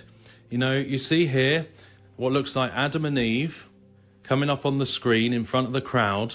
You've got Adam on the left and Eve on the right. Now, interestingly, look at what you'll see here. He's in a grassy covering and she is transhuman. She has changed from a normal human being into a transhuman-like robot type thing. So isn't that interesting when you consider, especially that Eve was the one that took a bite from the forbidden fruit, was the first one. And so you see that she has maybe ascended to a level above human, the next stage in human evolution, which he hasn't. And you'll see this play out throughout this show. Very, very creepy as these people are watching these raves and they're all like, beaming their energy and their consciousness together as rave. Beaming their energy. Let's see. Amber says, as someone with a pagan partner, pagans are cool folks. They'll pull out the fire pits, drums, and feasting the moment you give them an excuse. It's good times. It's genuinely recommended spending time with pagans, and if you can ever, even if you're not faithful. In my experience, their festivals are very welcoming, and it's fun to learn about other cultures. Yeah. And as dancers, and they're all kind of screaming and cheering and worshipping the front of the stage. And you've got Adam. Why do they... It's not worshipping something to go to a concert. That's not worshipping. And Eve, walking towards the crowd, her in a transcended state, like a transhuman state, as the one who bit from the apple first. And then you've got all of these beasts behind them. Nothing good. Days of Noah stuff. You've got all these Nephilim beasts and monsters and hybrids that seemingly come out of the pit, and that they are walking through the Garden of Eden together and being led by Adam and Eve, but by Eve, who has... I don't think it's AI. Maybe it is. I don't know, though. Transcended to the next stage of human evolution. And then the stage goes black, and you see the wings at the top. Often you see these wings. We've seen them in other shows as well. The ascension, the Luciferian religion. And you see these weird, strange entity, these transhuman figures grabbing onto these, being connected into the matrix. You see being plugged into the matrix. And you see all of this taking place. Okay, I'm done with this guy. He seems to mostly just be confused by imagery. All right, let's try this one. Bake and flavor for them. Who's that? Your pets get in stuff is, oh yeah. And oliveoil.com directly to research and energy. I like eat a different 60evo.com. Cheers. I just got some more ESS 60 from C60evo.com. This stuff is awesome. So what I like to do is I'll put a spoonful in my coffee in the morning when I get up, and the energy levels and the clarity factor is exceptional. I also did some research about how powerful of an antioxidant ESS 60 is, and there's nothing that even comes close, folks. You can get yours directly through the link if you click the link in the video description box. It's c60evo.com/leak project. You can even get it in pill form now. They've got it in MCT coconut oil, avocado oil, as well as extra virgin olive oil. The extra virgin I feel like putting oil in your coffee is just asking for a terrible bathroom experience. olive oil is their most potent. You can also get serums for your face. This is pretty cool. I'm going to try this. Look at this. Hair Renewal Duo. Oh yeah, I'll let you know about that. This is their facial serum. It's dual activated. The stuff is great. Kristen loves this stuff also. If you don't like to take it in liquid form, you can also get it in pill form. How cool is that? Your pets are going to love it. Your cats, your dogs, we've got bacon flavor for them. And let me know what you think in the comments section. Use the code EVLP for an additional discount when you click that link. And let's get back to the podcast right now. Hello, Zen Jen Pinkstone. It's great to see you. We haven't talked in quite a while, and I am super excited for this opportunity. Now, first of all, folks, I want to jump in real quick before we get started and say we're going to talk about human design charts. I've had several emails saying, what the heck is this? People that study astronomy and astrology and some of the different aspects of hermetics. And I find this fascinating. But what's really cool is neutrinos. Actually, they're not cool. They're kind of hot. But we're going to talk about neutrinos also and how this incorporates, because I know very little. And the founder of Human Design Charts, I don't know if you necessarily like. No, his background is an AI. I feel like everyone assumes every bad art is AI now. No, that's just a generic background. It's not AI. What's the connection with him and neutrinos? And thank you for being a guest on Leak Project. How the heck are you? Hey, Rex, thanks for having me. I'm so excited to be here on Leak Project again, and I'm really excited to talk about neutrinos. I am far from a quantum physicist. I'm just going to preface that, but we're going to dive into some of the fundamental aspects of how neutrinos, they serve as the foundation. Oh wait, this part, that has to be AI. You're right. I was looking at the wrong picture. This one is AI. Uses AI on the bingo card. I just realized what you meant. I was the idiot. Neutrinos are like the missing link here? This is amazing. Back down to the neutrinos. But we're going to dive into some of the fundamental aspects of how neutrinos, they serve as the foundational proof of how and why not only human design works, but also astrology, which is a really basic tenet along with many other modalities throughout human history. And it all boils back down to the neutrino. This is where the origin story begins. And I'm really excited to talk about it with you today. Are you telling me the missing link of star charts and how they can be, if you meet a good astrologer, like they will tell you more about yourself than you knew about yourself. And then you're like, oh yeah, how'd you know that? It's spooky. So I've always wondered how. There's no such thing as a good astrologer, only a good scam artist. How that's a blueprint for reality in many aspects. You know what I mean? It seems like the outlines can be very powerful. So you're saying that neutrinos are like the missing link here? This is amazing. I'm so Oh, this guy's fake enthusiasm really annoys me. glad that you brought that up. That specific question, like how, like why, right? Like what is the reasoning behind all of these different projections and predictions that astrology has purported and posited for thousands of years? I mean, it is one of the oldest modalities and frameworks of understanding our universe. And was modality on her like word of the day calendar today? I feel like she's used it multiple times in a way that feels like she's fluffing up her sentences. The quantum physicalities of it and everything and how it works, but it's never ever answered that question of how, you know?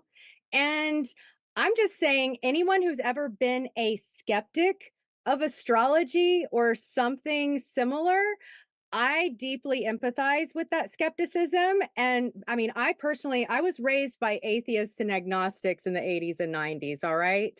They taught me to worship at the altar of science and wow, they must be very disappointed in how you turned out. education. I'd be so sad if I had a kid and it turned out they just went bonkers.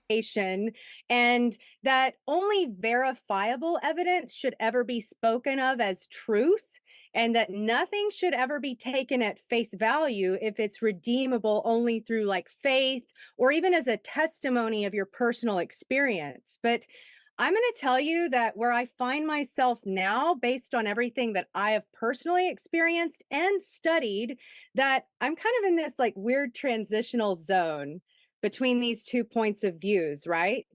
I really don't believe anymore that they're mutually exclusive in and of themselves. And that I believe that you can have a metaphysical experience that can't yet be corroborated by the scientific method, but I don't think that's a correct usage of metaphysical. neutrinos is kind of a missing link here for us to dive into the reason why the like metaphysics doesn't mean supernatural.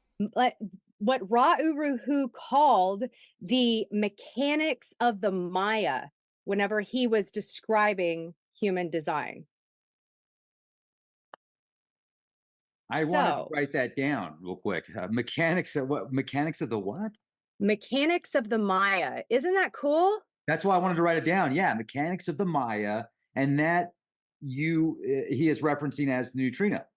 Well, he's referencing human design as a whole. Okay. And that neutrinos, ultimately, what they can be comparable to is raw, unprocessed data. These are, I mean, they are so abundant in our field at all times. They are constantly streaming through us. They are like, you literally right now have 100 trillion neutrinos passing through your body at every given second. Cool. 3 trillion neutrinos pass through every single square inch of planet Earth every single second. And this, I mean, look it up, yo. Like, look it up. This is actually, I mean, we're measuring this now.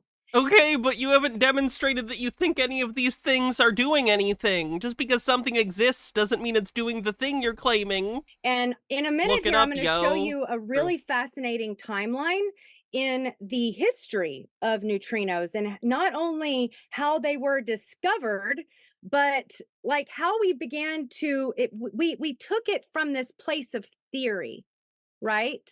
That quantum physicists and scientists as a whole, they always begin there. A theory, a hypothesis, something is happening, and maybe this is the reason why. And I'm going to write out projections that might support that. And I'm going to start to gather evidence that will shed some light. Excuse the pun. Perfect pun. That's not a pun. You're not talking about photons, you're talking about neutrinos. So that's not a pun. Yeah, I mean, that is wild. That is absolutely incredible. There you go. All right. Do you want to do a screen share or you just... Right. Yeah, let's go there. Let's pull up this timeline of neutrinos and dive right in, shall we? We are going to zoom out, so to speak. And I love using the term zooming in and zooming out for microscopic and macroscopic perspectives, because honestly, everything within the mechanics of the Maya, i.e. human design is just a process and a modality to kind of take reflection. Using modality again. See what I mean? How, like, if I look at a transcript of this, let me look at the transcript real quick. How many times does she use modality? Show transcript. Control F. Modality. Nope. Modality.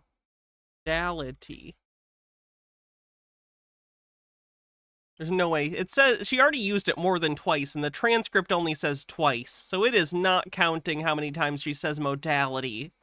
That makes me sad. Show me all the goddamn modalities.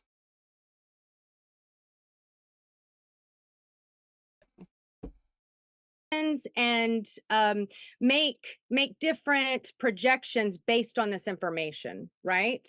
It's a modality. It's a tool. God damn it! See what I mean? See what I mean? I wouldn't do this, but you could do a drinking game where every time she said modality, you need to take a drink. Be used, but there is an actual process, a phenomena that's taking place, and it's all scalar in nature. Scalar! Everything is a scalar Is scalar the new buzzword? Because we also had that other scammer the other day who was doing the scalar light healing or the scalar energy healing.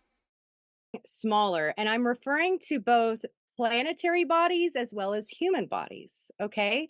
As well as like DNA. It goes that small, and it expands to include the entire spectrum of everything in our known physical universe, okay? And so it began with that theory. That's pretty cool.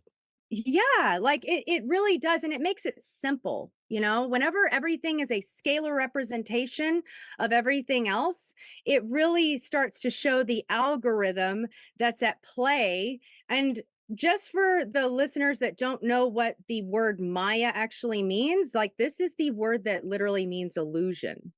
And for those who ascribe to the belief and how science is corroborating right now as we speak that we are living in a, you know, in a universe that is there is a system at play, right? There is something at play, and it's not necessarily real, but it feels very real. It's perceived as real. And you know, this is how it's all broken down, and it starts with the neutrino.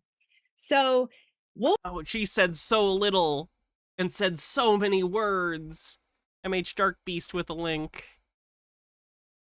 Did the devil make you eat? How Satan uses food to kill us. Oh, God.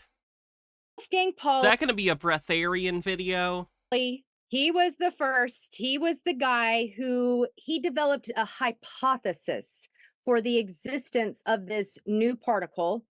It's a fundamental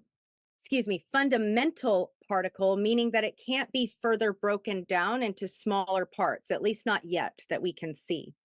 But at this point, he only developed a working theory. There was nothing in their hypothesis. A theory is a different thing. At their disposal. So okay, I'm done with this lady too. Let's see what this food thing is. Did you know that statement, "The devil made me do it," actually has some validity to it? You know, we think how we can't use that as an excuse. The devil's not in charge of us, but the devil can influence us. Amen? And indeed, one of his biggest assignments is to do just that, is to try to influence us and control us, to try to drive. Oh my God, is this going to be some Shonda Pierce, like, Satan is making me eat chocolate cake shit? My mom was into the Shonda Pierce, like, weight loss cult. Which is a thing. I don't know if we've ever covered it on the show before, but it was basically a Christian weight loss cult. Not good. Not good. Led to a lot of eating disorders. Us into addictions, to try to drive us to smoke or to drink or to watch pornography or to commit sins like adultery or to eat food, all kinds of food. Amen? He is on assignment to cause us to fall into sin. And he's using our wounded soul as the legal right to do so. Okay, now, do you remember the story about the woman bowed over with the spirit of infirmity? Remember her? She was bent all the way over for like 13 years. She couldn't even stand up straight, right? Why was that? Now, Jesus said it was a spirit of infirmity, meaning it was a demonic power, right? A demonic spirit was actually bending her spine. What gave him the right? What gave that spirit the right to do that? Well, if you look up that word infirmity in the Bible, it means weakness and infirmity of the body and of the soul. meaning she had something in her soul, a wounded area that maybe could have come from a traumatic event that she lived through, or maybe a sin that she lived through. And that woundedness inside of her gave a demonic spirit, a spirit of infirmity, the right to literally bend her spine. Okay, now, spirits are on assignment. They're on assignment. And trust and believe, they're also on food assignments. They are trying to drive you to eat. They're trying to drive you to eat so they can cause you shame and condemnation, embarrassment. They're trying to drive you to eat so you'll gain weight. Then if you gain weight, they hopefully are thinking... Yeah, this is very similar to the Shonda Pierce Christian weight loss thing that combines, like, a lot of really unhealthy attitudes about food and weight loss and adds a lot of shame to it, as opposed to looking at it from a perspective of maybe like, hey, I want to eat healthier. I want to, eat less because, like, maybe I'm eating too much currently and I have a, calorie surplus in my diet and I need to get it to more neutral or even negative for a while to lose some weight. No, it wraps it all up in this weird religious shame and like, oh, you're sinning when you're overeating. It's really, really, really bad. Zytam with a link.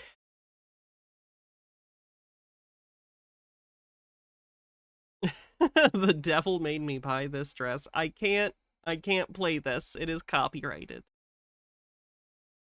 Let's see what we're gonna do next.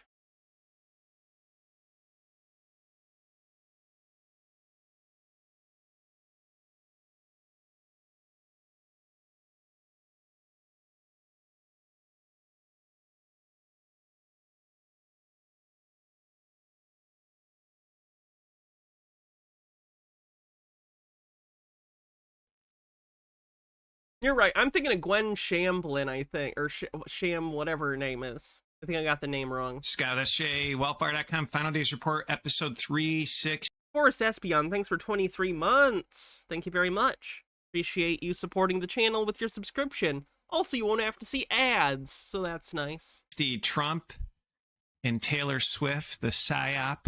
We're going to get into it. What's the overarching strategy, order out of chaos? How could it be used in the future? Folks, we are being pinned for chaos on both sides. In the end, I'm going to cover the destruction of everything. I put together a little grid of just how they're destroying everything, burning it all down, and going to raise it up. And let's let them tell us with their own words, because I just thought this was interesting. This is new from the World Economic Forum, August 19th. 4 global risks to look out for in the post-pandemic era. They create the evil. The phoenix is going to burn it so they can raise it up. You saw that with the Olympic ceremony, which was They're still freaking out about the Olympic stuff. My goodness. Ultimately demonic. There are many YouTubers out there that have covered it. A Dionysian feast. Is this satanic? Have done a very, very nice job. But I want to play this video from the World Economic Forum that I thought was very, very well done. They need chaos to bring in the new world. Is Taylor Swift still psyoping? Good for her. You know how it be. Gatekeep girl boss psyop. Order, this fake millennial reign of false light. Everything is a counterfeit, my friends. But let's play this and think about this article from the World Economic Forum. You can go and read it. 4 global risks to look out for in the post-pandemic era. They're priming us on so many fronts, my friends. Let's roll it. So that we penetrate the cabinets. The change is not just happening. The change can be shaped by us. We have to prepare for a more angry world. How to prepare? To take the necessary action to create a fairer world. Is that supposed to be evil, him saying he wants a fairer world? Yell nothing and be happy. Great reset. So people assume we are just going back to the good old world which we had, and everything will be normal again. This is, let's say, fiction. It will not happen. There is only one way this pandemic is going to go. It's going to get worse and worse and worse. Pay insufficient attention to the frightening scenario of a comprehensive cyber attack, which would bring to a complete halt to the power supply transportation, hospital services. I don't know why he's trying to play this as nefarious. This is literally him warning of that and that it's an existential threat, not saying it's a good thing. Our society as a whole. The COVID-19 crisis would be seen in this respect as a small disturbance in comparison to a major cyber attack. Go to SJ Wellfire and type in cyber polygon digital pandemic. I mean, it's order out of chaos, my friends. Flat out order out of chaos. Now, what does he even think that means? An example of that, this was a couple weeks ago from The Hill. Hackers may have stolen every American Social Security number from a report. Whatever, I wasn't using mine anyway. This is the New World Order playbook to hack everything. People will get their bank accounts hacked. It will happen, my friends. And I bind this evil in the name of Jesus Christ because they need to bring in this new ID 2020. Is it that simple? I don't need to worry about fraud detection. I just need to say, I bind these hackers in the name of Jesus. Jesus shows up at their door and beats them up for me. Thanks, Jesus.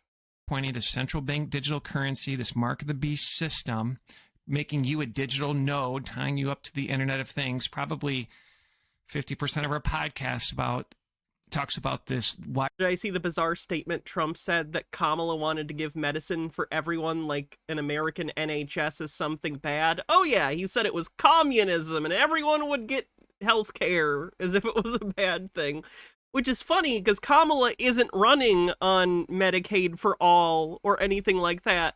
I wish she would, but she's not. So it's kind of a funny thing to bring up when she's not even running on healthcare. Wireless body area network, this transhumanism agenda. But you can see headlines like this. They need to wear you out for a solution. And it'll be it'll be the mark of the beast, and it'll be tied to your DNA, the number of a man. But here's the story that I first want to cover that I actually heard on NPR. Somebody that I was with was listening to NPR, and they were going off on the following article. Trump posts fake AI images of Taylor Swift and Swifties, falsely suggesting he has singer support. Now, why is this important? How does this fit the PSYOP to bring in ID 2020? Well, they've made Taylor Swift huge. They've made her absolutely huge. I think she has limited talent. Okay. I feel like at this point, saying that like you think Taylor Swift is overrated is like saying you think the Rolling Stones are overrated. It's like, all right, that's fine. But like they're still incredibly popular. So like, it's whatever. Or like saying you don't like the Beatles. Like, that's fine. You don't have to. But they're like pretty culturally significant, regardless of your personal opinion. So when you say it in a way that's trying to denigrate the artist or artists, it's always funny and just sounds butthurt. Like, I'm not a huge Taylor Swift fan either. I liked her when I was a kid in high school, but like I haven't kept up on her. But also I recognize she's clearly very popular, so she's got something going on that people like. It is what it is. You don't have to like everything. Fine. Reduced her. She's an asset. You look at her imagery of 666 covering up her eye. I mean, she's a witch, right? She did a witchcraft ceremony at one of her concerts. It's over the top. Sold her soul. And you think about this, if Trump wins, and let's say Swifties voted for Trump, could the election be challenged? Could there be chaos? I'm just saying. What does that even mean? This is like the second or third story I've covered on how AI and this deep fake deception is creating so much confusion that they need to make sure that you can't do anything, you can't get online unless you have your ID 2020. Someday linked up to your DNA, my friends. So I see these headlines and you can just cut right through them. Who cares what Taylor Swift wears? They're just building up from People magazine. Taylor Swift's new Midnight. Wait, is he confused why People magazine is covering a famous pop star? It's People. It's People magazine. What do you think People magazine is? bodies. It's not time. At Eras Tour might be teasing a major announcement if history repeats itself. So then all these stars get involved with this outfit. Folks, it's a pentagram, 5-pointed star, and then there's a... It's literally just covered in stars. Crescent moon. Not every star is a pentagram. And we covered in a previous podcast about the ISIS psyop where she had to cancel her concert because of an ISIS bomb threat. ISIS is us. Go check out that podcast. I think it was 2 or 3 ago. And they said someone was radicalized online. What a scam, because they need to control online. This is the way they're going to criminalize. People get radicalized online all the time. For instance, the guy we're watching right now probably got radicalized online into this conspiracy stuff. Speech. It's always funny that people that get sucked into these rabbit holes are the first people to make fun of people talking about people getting sucked down rabbit holes.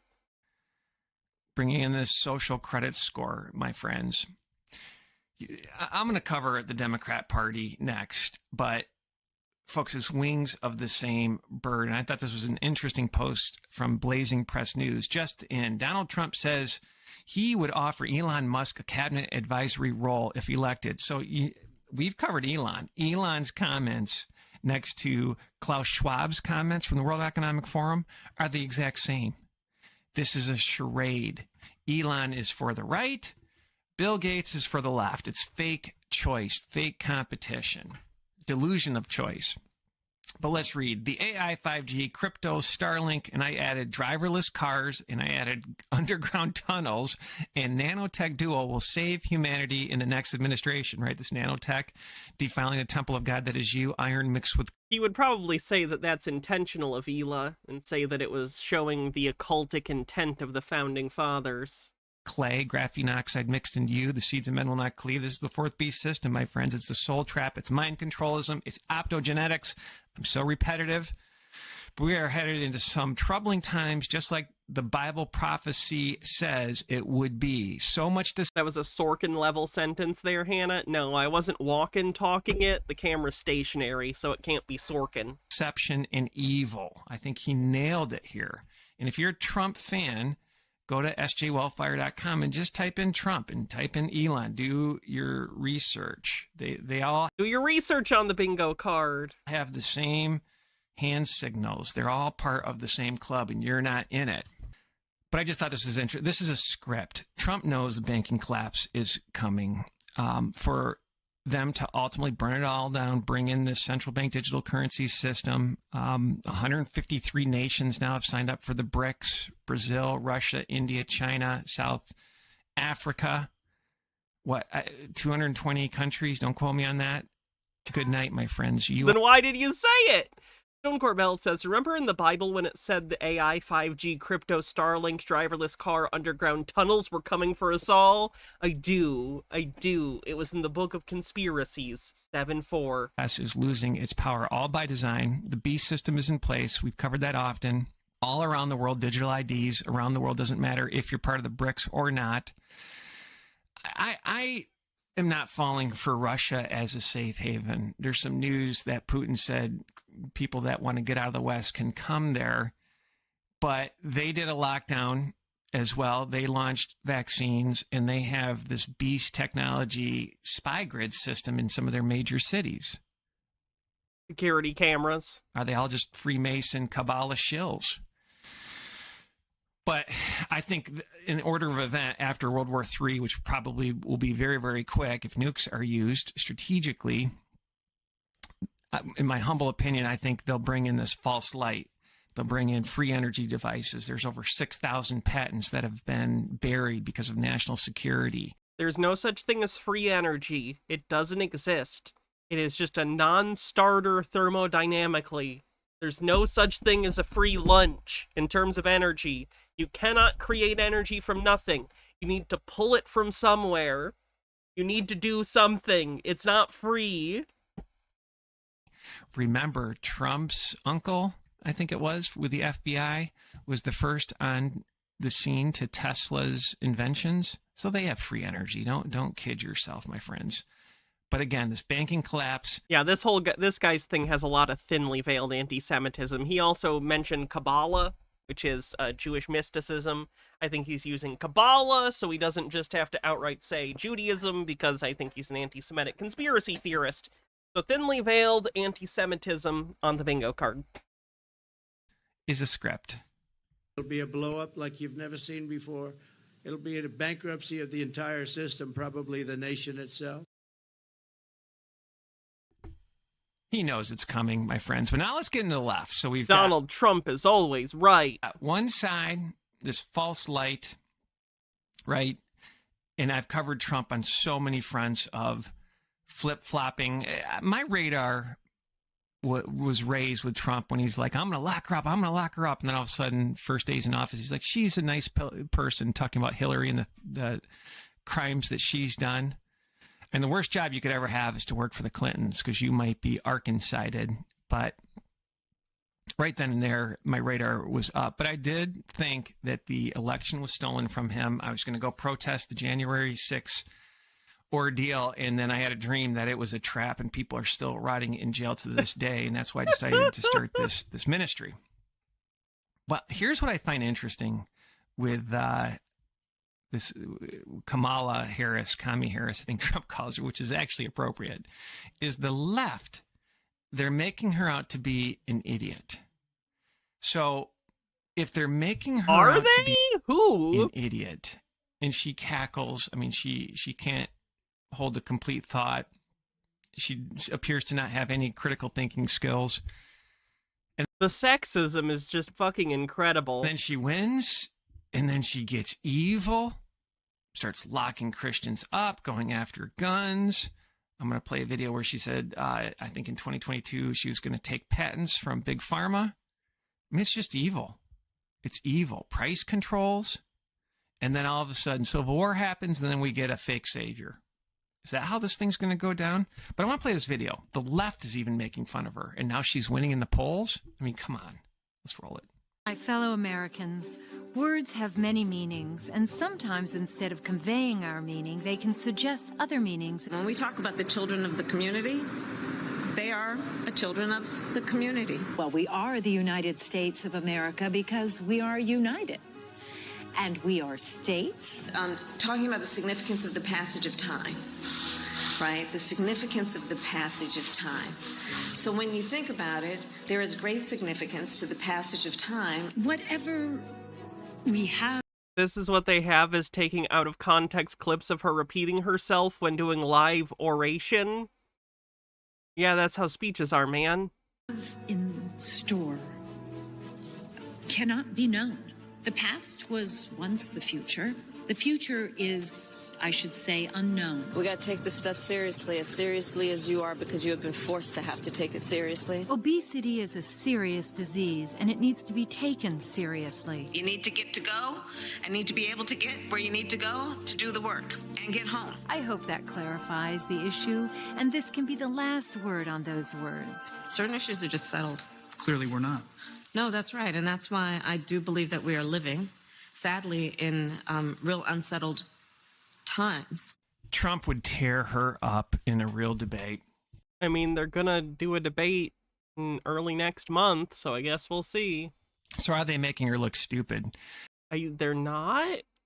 They're not. Let's play this next video. This is where she said she was going to take away the patents. This is the communist mindset. And ultimately, again, I heard... It's so funny that on the one hand, Republicans claim they hate Big Pharma and also are complaining about the prices of things. But then when her policies are to try and take certain patents away from Big Pharma so that they can be genericized more easily, and making it so things are cheaper by keeping a cap on potential profits and price gouging, they freak out. Like, do they not... Do you want a solution to the problem or not? What do you want? They just want to be mad? They just want to have a thing to be mad about. They don't want a solution. Her say she's going to take guns. Many people are worrying, basically blowing the Trump about re-education camps for conservatives. I mean, full-blown communism, setting wages, full-blown communism, and food prices. Oh, and then at the DNC, Nancy Pelosi, for the second time, talked about reptilian cold-blooded type actions. We need to have reptilian cold-blooded actions, and I'm paraphrasing. Reptilians on the bingo card? You can't make this stuff up. It's going to be ruthless. So if they win, people will know it was a fraud. Will civil war break out? Will there be false flags for civil war? Then we'll all of a sudden... she can make a dent in price gouging. Honestly, I think it's good rhetorically for the campaign, but I don't think it'll go anywhere. I don't think she would have near the votes to get anything like that passed, and even if she did, she would get sued, and it would go to the Supreme Court, and the Supreme Court would say no, because the Supreme Court is on the side of businesses fucking people over. So I don't think what she wants would ever actually get done. I just think it's rhetorically positive for the campaign. But I could be wrong. The military step in. Who knows how this thing's going to play out? Either way, I see evil coming, my friends. I will snatch their patent so that we will take over. And yes, we can do that. Yes, we can do that. Yes, Based. we can do that. It's the question is, do you have the will to do it? I have the will to do it. Creepy. It's not creepy. It's making it so it's cheaper for people to have medication for their life-changing or life-ending illnesses. I mean, that's creepy. And I just was thinking about this. Are they positioning her, since I think this is all big-time theater, as just this incompetent person? And I was doing some research on this, and I found an article from the Burning Platform about don't underestimate her, because I have some very intellectual friends that are liberals. I'm sure. And they think she is this eloquent speaker, that she's amazing. I'm like, what are you watching? So their feeds that they get must show her articulate and eloquent. And it just got me thinking a little bit. But let's read. The strategy is simple to break the private economy. Dislocate trillions of investment capital, displace millions of workers, disrupt supply chains, and then create new opportunities for those most harmed by these policies, the lowest strata of wage earners, young people, by giving them handouts. This is classic divide and rule politics engaged in, by which the oligarch class to set the lower class, in their terminology, a proletariat, against the middle class.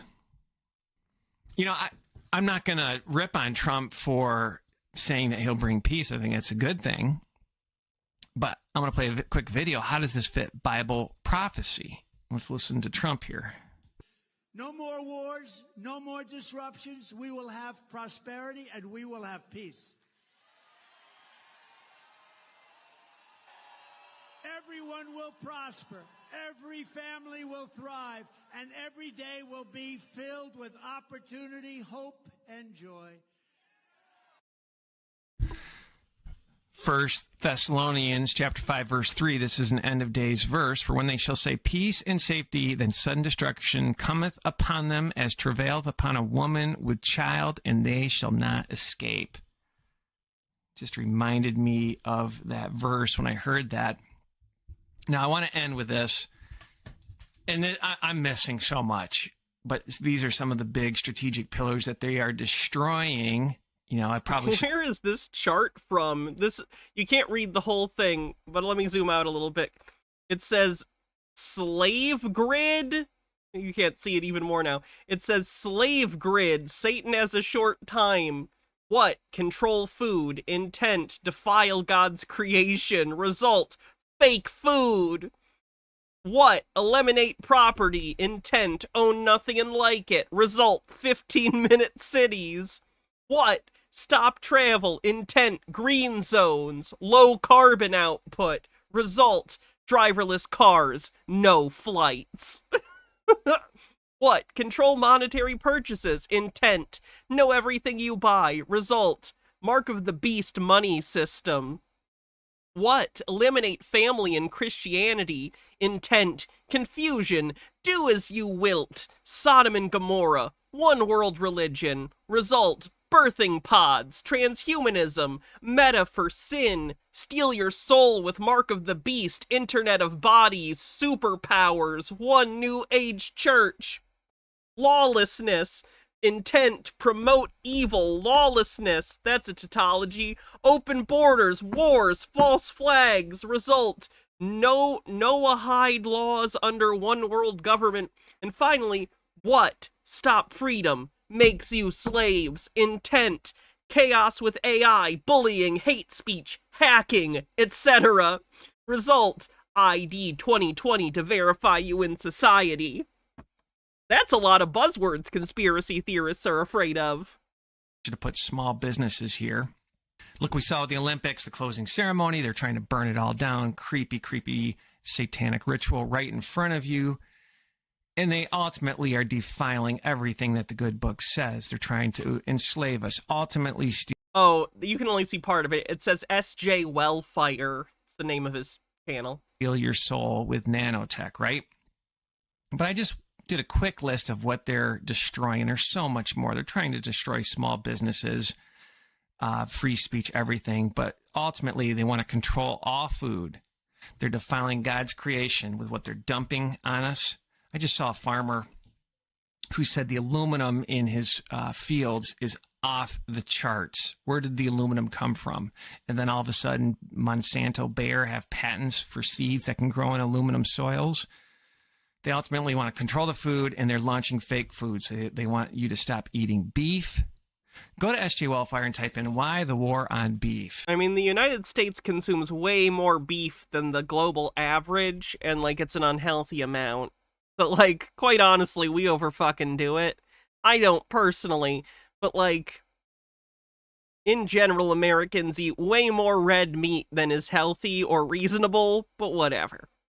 I basically laid out why there's a true war. Their website's full of this stuff. We'll take a look at the website in just a sec. Thank you for the link. On beef, chickens, eggs, fish even. They want to eliminate property rights, own nothing like it. The result, 15-minute cities. They want to stop travel. How they're going to do this, green zones, low carbon output, track everything. And the results, driverless cars, no flights, 15-minute cities there as well. If you want to travel, you can travel in Meta, their own words. They want to control the money. Their intent is to know everything you buy. And central bank digital currencies are creepy. They can program the rules on the fly specifically to you. AI can do this. This is the mark of the beast money system ultimately tied into you, probably with Microsoft's 060606 patent that measures you under the skin. They want to eliminate the family and Christianity confusion. That's their intent. Do as you will. It's Sodom and Gomorrah, one world religion. But I think the Antichrist will come in and say, okay, it's a one world religion, and we're going to get rid of this filth in terms of sexual immorality, because homosexuals will be beheaded with Noahide laws. What? Again, this will be a new age religion, a new age time. But to control the family. If I get beheaded, do me a favor and stick my head on, like, a pike and, like, parade it around town. I just think if I'm gonna get beheaded, I'd like to be I'd like to be a focal point of the horrifying head parade that they inevitably will do in order to spread fascist fear. So, like, stick it on a really long pole and maybe put, like, a cool hat on it. Just a last request. They're going to have birthing pods, transhumanism, meta for sin, steal your soul with the mark of the beast, internet of bodies, and superpowers. They're going to promise high IQ. You're going to be left behind if you don't do this. The question is, does it happen fast or slow? All right, lawlessness, promote evil, open borders, these mercenaries. Can you turn my head into an icon a la Lord of the Flies? Even better. Perfect. Yes. That are coming in, they're going to arm them, war. I want my head to get full hereditaried. False flags, just lawlessness. They're penalizing the citizens of countries. Let's say you speak against the lawlessness that's happening in England, go to jail. I mean, you can't make this stuff up. Literally, the people who got arrested in the UK for posts were directly calling for violence toward immigrants. They weren't just posting things, they were directly calling to harm people. Forrest Espion says, let's put your bullet crown on. And then the result is, again, the Antichrist will bring peace, Noahide laws under this one world government. Ultimately, they want to stop all freedom and make you digital slaves. Their intent is... Kinky? Create so much chaos with AI, deep fakes, cyber attacks, attacking your identity, bullying online, hate speech. My digital safe word is geospaces, or geocities. Damn it, I ruined my joke. Hydrate, can do. Right? This cyber attacks to bring in ID 2020 to verify you into society, this digital wallet. You can't do anything, and everything you do will be public to everybody else. You'll be on the blockchain on the World Wide Web. It's a spider web, and it'll be a blockchain. Get simple, my friends. And I always think about this the last couple of years, Revelation 12:12. Therefore rejoice ye heavens, and ye that dwell in them. Woe to the inhabitants of the earth and of the sea, for the devil is come down unto you, having great wrath, because he knoweth that he hath but a short time. 15-minute GeoCities. That's how long it takes to load one page. Everything is in chaos, my friends. One of these podcasts, I'm going to do something about the skies as well. People are seeing some strange things in the sky. If you happen to see something weird, send it to me at scott@sjwellfire.com. I've been a little bit late with my computer being hacked, checking out comments in some of the different platforms. I apologize, but keep posting. But make sure you have a blessed day. Sign up for our alerts at sjwellfire.com. Any support is greatly appreciated. Get your house in order, your spiritual house first and foremost. I think there will be miracles in the end of days. It's a great time to be alive. Try to save souls. God bless. All right, I'm going to take a minute to do my calls to action real quick. After this stream, we are doing a patron-only stream, both today and tomorrow. So if you'd like to be a part of that, make sure you join as a paid member on patreon.com/HannahReloaded. If you want to help support the stream, gift subs, subscriptions, memberships on YouTube, super chats, and bits always help. Thanks, everyone. See what we're going to be doing next.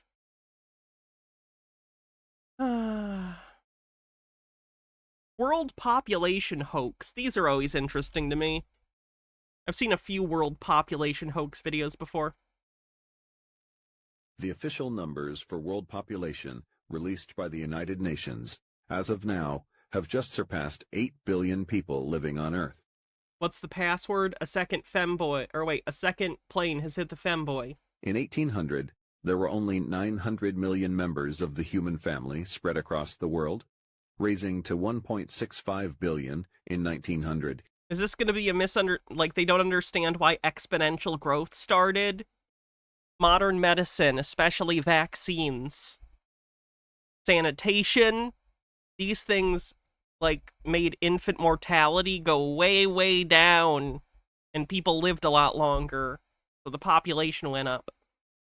And we're seeing a plateau right now, which is good. Skyrocketing to nearly... Not good for capitalism, because it's kind of a Ponzi scheme that constantly requires an ever-growing base of workers in order to sustain the elderly population.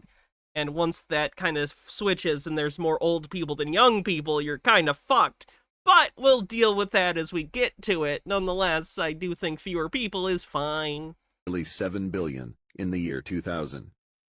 Now, in 2023, we have... Elon Musk having 11 kids isn't helping things. That dude made his cream pie fetish everyone else's fucking problem. He's not interested in having children. He's interested in getting people pregnant, which is a problem. Allegedly just passed the 8 billion mark. Given past failures and the many lies spewed by the UN during recent world events, however, it is fair and justified to remain skeptical of such statistics and to do some independent investigation. This is definitely uses AI on the bingo card. Before blindly believing. By collecting official statistics and doing your own math, it is difficult to find a way for these numbers to add up. For example, India supposedly has a countrywide population of well over 1.4 billion citizens. Supposedly. But when practical calculations are made using the UN's own numbers. Yeah, that's not good. Those dots are incorrect. Yikes. How they could Are these kids married? Possibly conclude such a high figure Fucking AI, man. Is clear as mud. Taking their official figures of populations from the largest 300 cities in India, from 12.4 million in the biggest city Mumbai, to just over 100,000 in the 300th placed city of Aurangabad, and adding them all together, that barely accounts for 200 million of this supposed 1.4 billion. If all the 300 places with the largest populations in India taken together only account for 200 million people, it is statistically and geographically impossible for there to be another 7 times this number God, what? mysteriously hiding out in the I know he's making stupid claims right now, but the AI is really fucking with me. remaining small towns and villages with populations all lower than 100,000. A similar situation. Does he not understand that there are, like, even outside of city areas, the population is less dense, but there's still lots of land for that population to be on? How could you not understand that? Like, the United States' population, similarly, is concentrated in terms of the highest densities in cities, but there's still a quite large rural population. They're just much more spread out. Occurs when adding up the official figures for the entire world's 300 most populated cities. Taking the UN's own official statistics, from 24.1 million in the world's largest city of Shanghai, China, to only 361,000 people in the 300th largest city of Beirut, Lebanon, the combined figures only come out to approximately 1 billion people. Even after adding all the statistics calculated for surrounding metropolitan and suburban housing areas around each city, the total only amounts to around 1.5 billion. Where are these other alleged 6.5 billion people hiding? In non-city places, in rural areas. Being generous, independent. Like, most of the world doesn't live in big cities, necessarily. There's a lot of the world that lives in rural areas, or suburbs, or other things similar. Analysts have estimated at most another billion people could possibly be spread out across the world's rural countrysides, still putting the actual number well below 3 billion. The likely reason for these exaggerated statistics is that governments are incentivized to lie about population figures in order to collect more money for social programs. Then, by raising population figures to shocking levels, fear is created in the minds of the masses, and they are even more easily able to control and sell us on expensive, that doesn't make any sense. Enslaving solutions.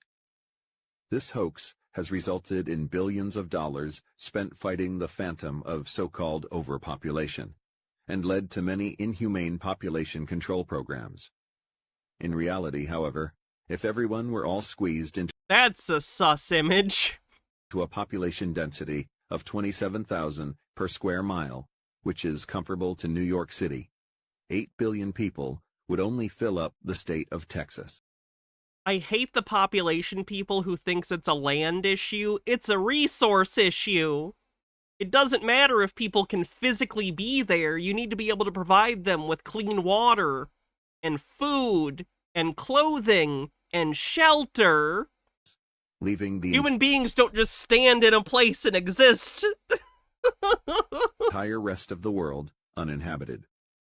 Thus, the idea that Earth is dangerously overpopulated and government... Also, a mega city that's like the population density of New York and the size of Texas is existentially horrifying to me. The planet of Coruscant is awful, and I wish it had been blown up instead of Alderaan. It's an affront to nature.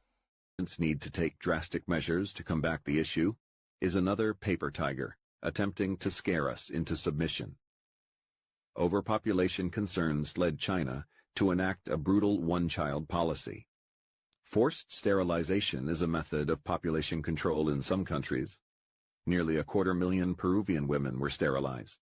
Yeah, that's disgusting. That's eugenics. That's genocidal. That's fucking disgusting. No one should ever be forcibly sterilized. Our government, through the UN Population Fund, is involved in population moderation programs around the world, including in India, Bangladesh, Pakistan, Mongolia, Mexico, Indonesia. You mean teaching people birth control? Brazil, the Philippines, Thailand, Egypt, Turkey, Ethiopia, and Colombia. The greatest threat to mankind's prosperity is government, not population growth. Yeah, population control is a motive on the bingo card. See what we're going to take a look at next. I actually think I need to use the bathroom real quick. Well, I use the bathroom. Cher will tell you all about Cher's favorite show, Pop Rock. Give this one a Google. It's a fun read.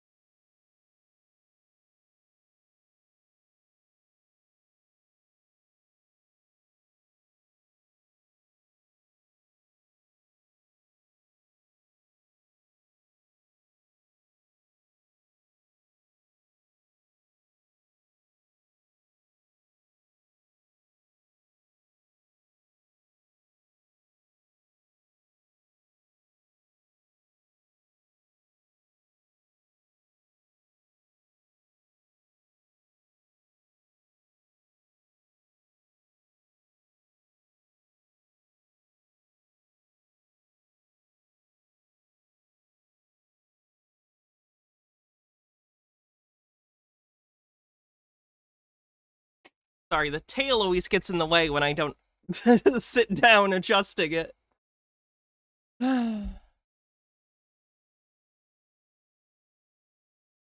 Let's see what we're gonna do next.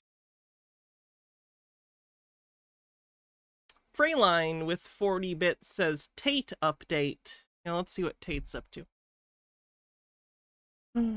Romanian authorities tow vehicles from Andrew Tate's home after new human trafficking allegations. Good. I saw a video of that.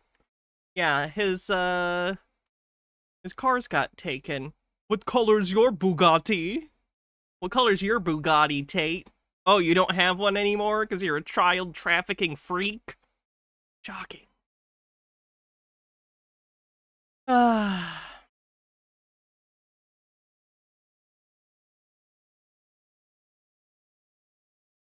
Let's try another one of these scalar light video healing nonsense.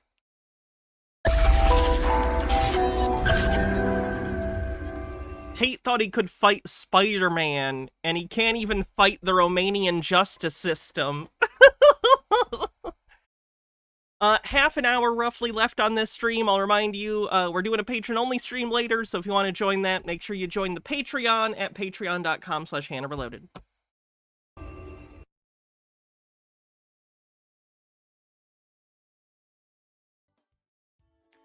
Hi, Tom. As promised, I am writing to you to tell you all about... This is one of his quote-unquote patients' testimonials about his scalar light healing system.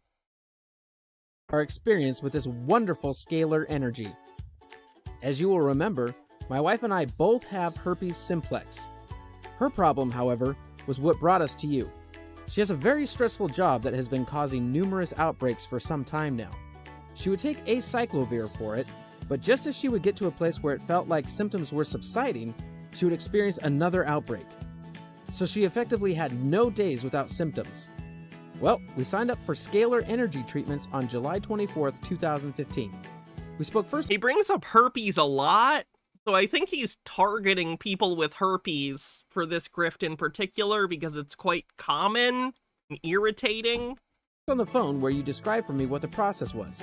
And I must say, you didn't fool around, try to upsell or anything like that.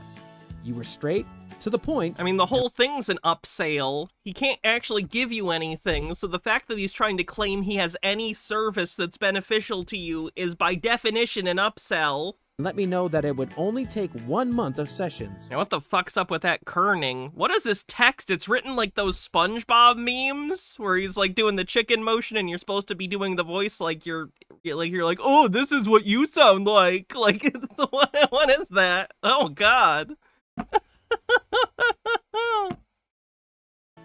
You also mentioned that it would actually take about 1 week for it to subside. So the treatment started, and lo and behold, 1 week later, on August 1st, 2015, she woke up with no symptoms. She told me, it's gone. But she also said it was gone in a way that has never ever happened before. It is completely gone. It is just as if she never had it. I had been a bit luckier than her in that I rarely ever have outbreaks. But I am glad that I included myself in the treatments, as since we are a married, monogamous couple, I now know that we both are free of this never to be infected again. That is a That's not how this works. That's not how any of this works. It's still dormant in your system. Marvelous feeling, Tom. And when I called you on the phone to tell you about the great news, I gave you another opportunity to tell me we might need further treatment. But you didn't. In fact, you said, the two of you are done. The treatment is complete. I'm imagining a flare-up happening again with either one of them, and then the other is like, who are you sleeping with? You re-caught herpes! Even though they're not, and they're still monogamous, but they think they were cured, so next time it flares up, they're gonna think it's a reacquisition. It is so refreshing to know that on top of everything else, you are an honest man. Yeah, if Tom, these people exist at all. It's probably fake, but... You are onto something really big here, and it is my hope that many other people will find out about this God-given piece of science that you have found. God bless you for the wonderful work that you are doing for mankind. Please feel free to post this anywhere you want. People need to know about this. Have a great day. We receive many letters from amazed individuals just like this one. Anyone in the world can register for 15 days of free scalar energy treatments, and you can gift forward this amazing opportunity and send to your friends and family today. I'm gonna go ahead and send my picture in and tell him I would like your scalar energy to give me bigger boobs. Please send the bigger boobs scalar energy.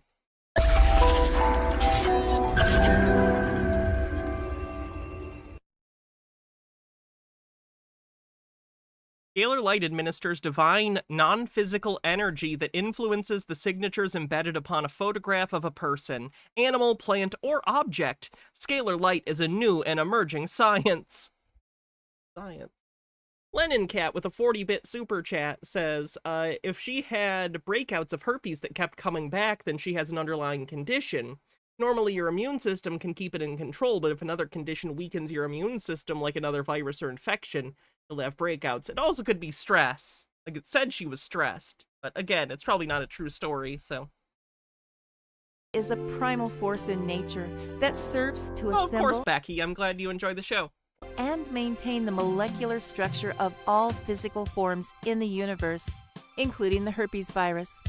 There it is! It's purple and spiky. In order to prove that the scalar energy pathogenic cleanse successfully disassembled the herpes simplex virus, PCR tests were conducted in order to ascertain the vital load of the infectious agent.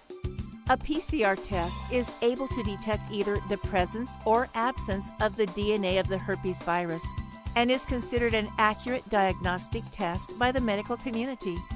A PCR test that is unable to detect any amount of DNA of the herpes virus will render a result not detected. Here are two PCR tests proving that an individual clinically diagnosed with both herpes simplex virus 1 and herpes simplex virus 2 for overall infection. Both PCR test results are not detected.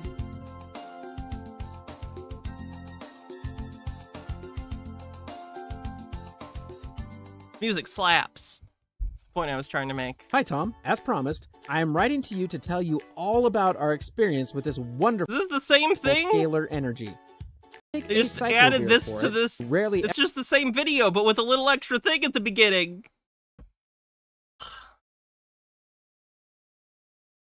See what we're doing next.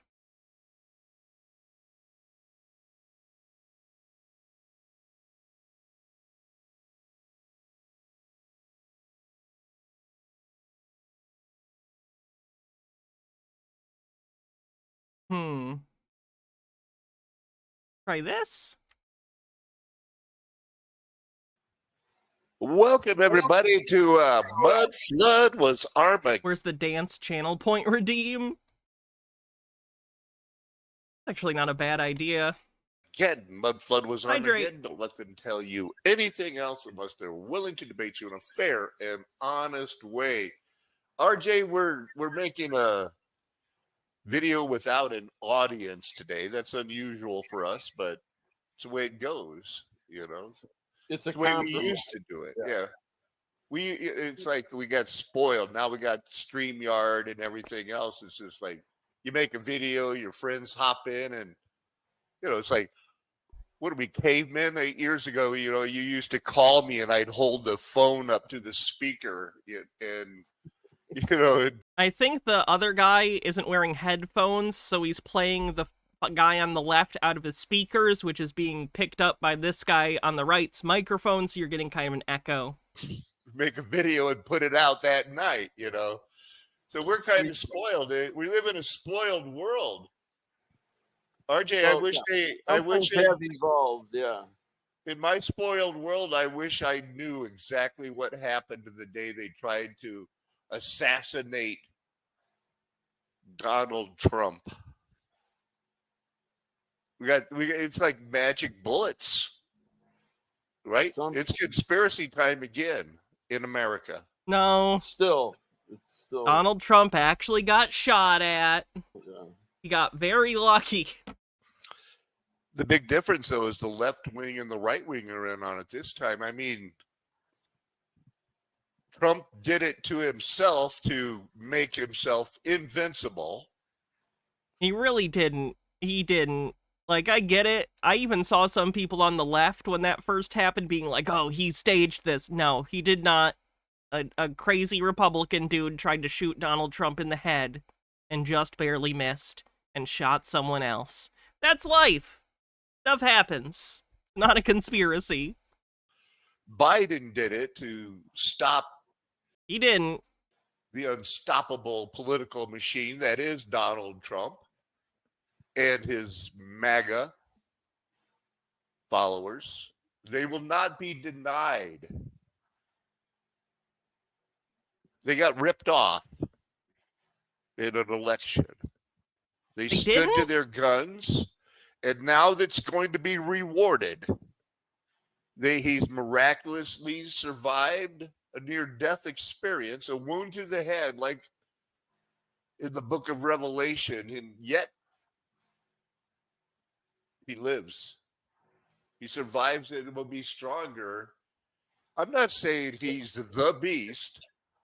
Sounds no, like it it. wasn't a fatal wound. Yeah, having your ear pierced, with a bullet. Yeah, that's a little dramatic, but yeah, it isn't like the fatal wound that doesn't kill. But yeah. Well, kinda, but not really. And I just wanted to say, well, here's what I've been studying. Here's what I almost made a video about. This Wikipedia page is called Male Grooming. It says, male grooming refers to men paying attention to fashion and enhancing their own appearance. This interest has become increasingly apparent in pop culture. It's weird that this is a whole page on Wikipedia. There's people showering and doing their hair, but they happen to be men. How strange. People out there that just want to shave their balls, even if they're married, they're not married, they might meet a girl. They don't want to meet a girl unless they've been male groomed. Yeah, I mean, yeah, doing some sort of upkeep on yourself is a fine thing to do. Yeah? Are they insulting people for shaving their balls? I'm in trouble. Cosmetics. Men are wearing cosmetics now in Korea. Anna regrets what she just said on the bingo card. I'm sorry. Did you know that? Used to be. Not aware. Well, while it was once common for men who wore makeup to be associated with drag queens or homosexuality, Korean male boys, although they're boyish in their appearance, otherwise they project masculinity. They dress like a girl, but they say, "What are you looking at?" Okay. I guess. China, they're against the women like men trend. United States, big part, grown substantially. How did I get here? So I looked up manscaping. Manscaped. That's a specific company. Only started in 2016, and look at this is for people who want to shave their balls. Yeah. You know, it's for homos and stuff, but not. What?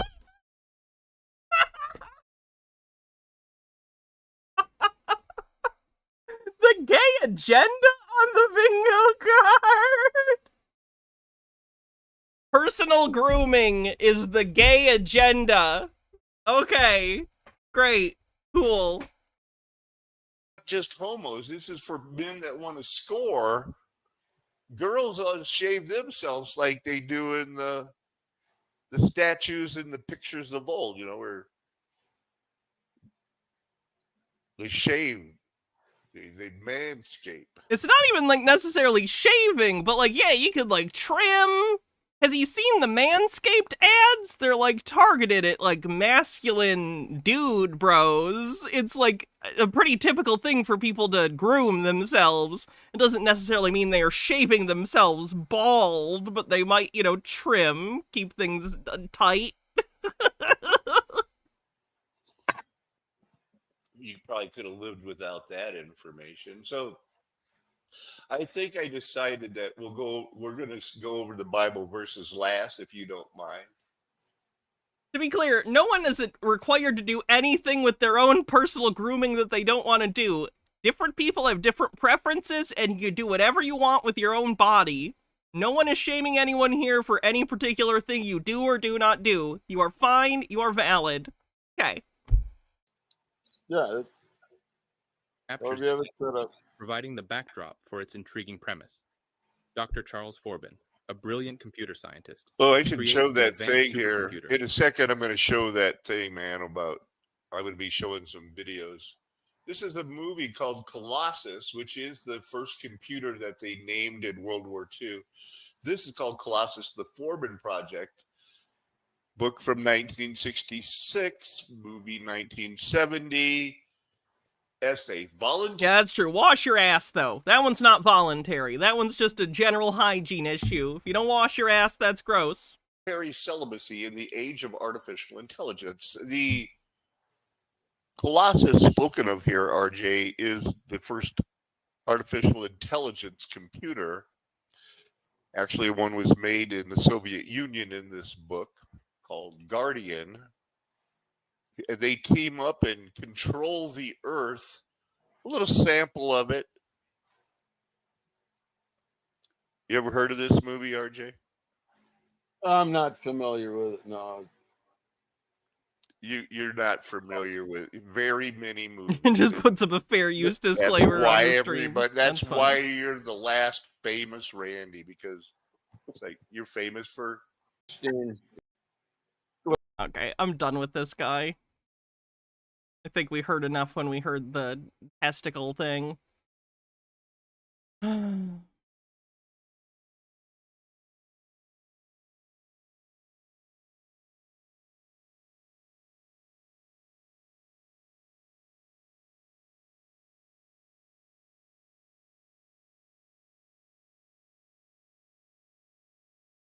Let's finish off today with a video from Eric Dubay, famous flat earther. There is a quiet epidemic in science causing an unbridgeable rift between the truly inquisitive and the unknowingly indoctrinated. A branch of pseudoscience has been pedestalized and promoted to an untouchable position causing all skepticism and critical thought surrounding the subject to be swiftly silenced without consideration. The crux of the issue is a matter of philosophy of science, and what it means for a proposition to qualify as actually being scientific. This question was the main point of contention expressed by the late 19th century group of activists known as Zetetics, who caused quite a stir in the science. Yeah, he's referencing Zetetic Astronomy, which is a flat Earth book from the late 19th or late 19th or early 20th century. That the flat Earth book. It's where a lot of these people stole their beliefs. Like literally the arguments it made, they just stole and put on the internet, and that's the crux of the modern flat Earth movement. Scientific community of the time. Their philosophy of Zeteticism distinguished itself from mainstream science with its emphasis on observation and experiments rather than on hypotheses and theories. The usual. Hey, fun fact, you need all of those things to develop science. Cool beans. Forrest Espion says, did you already show this short video I sent earlier? Let's see what it was. Oh, not yet. I was going to save this for next Tinfoil Tuesday. Let me actually make sure I have this over in this other tab saved.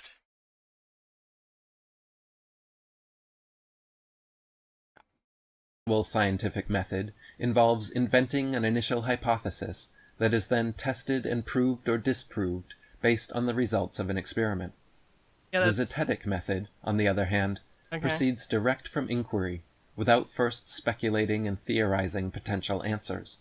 Well, then you don't have a specific thing you're trying to falsify, and that's not good. All you're going to do is see something happen and then try and develop whatever your hypothesis is from there. So that's not good. What are you even experimenting or testing if you don't already have a hypothesis? What are you even testing? Because the test is to try and falsify your hypothesis. So what do you even think you're doing? A scientist starts by determining a hypothesis, then devises tests to prove or disprove it.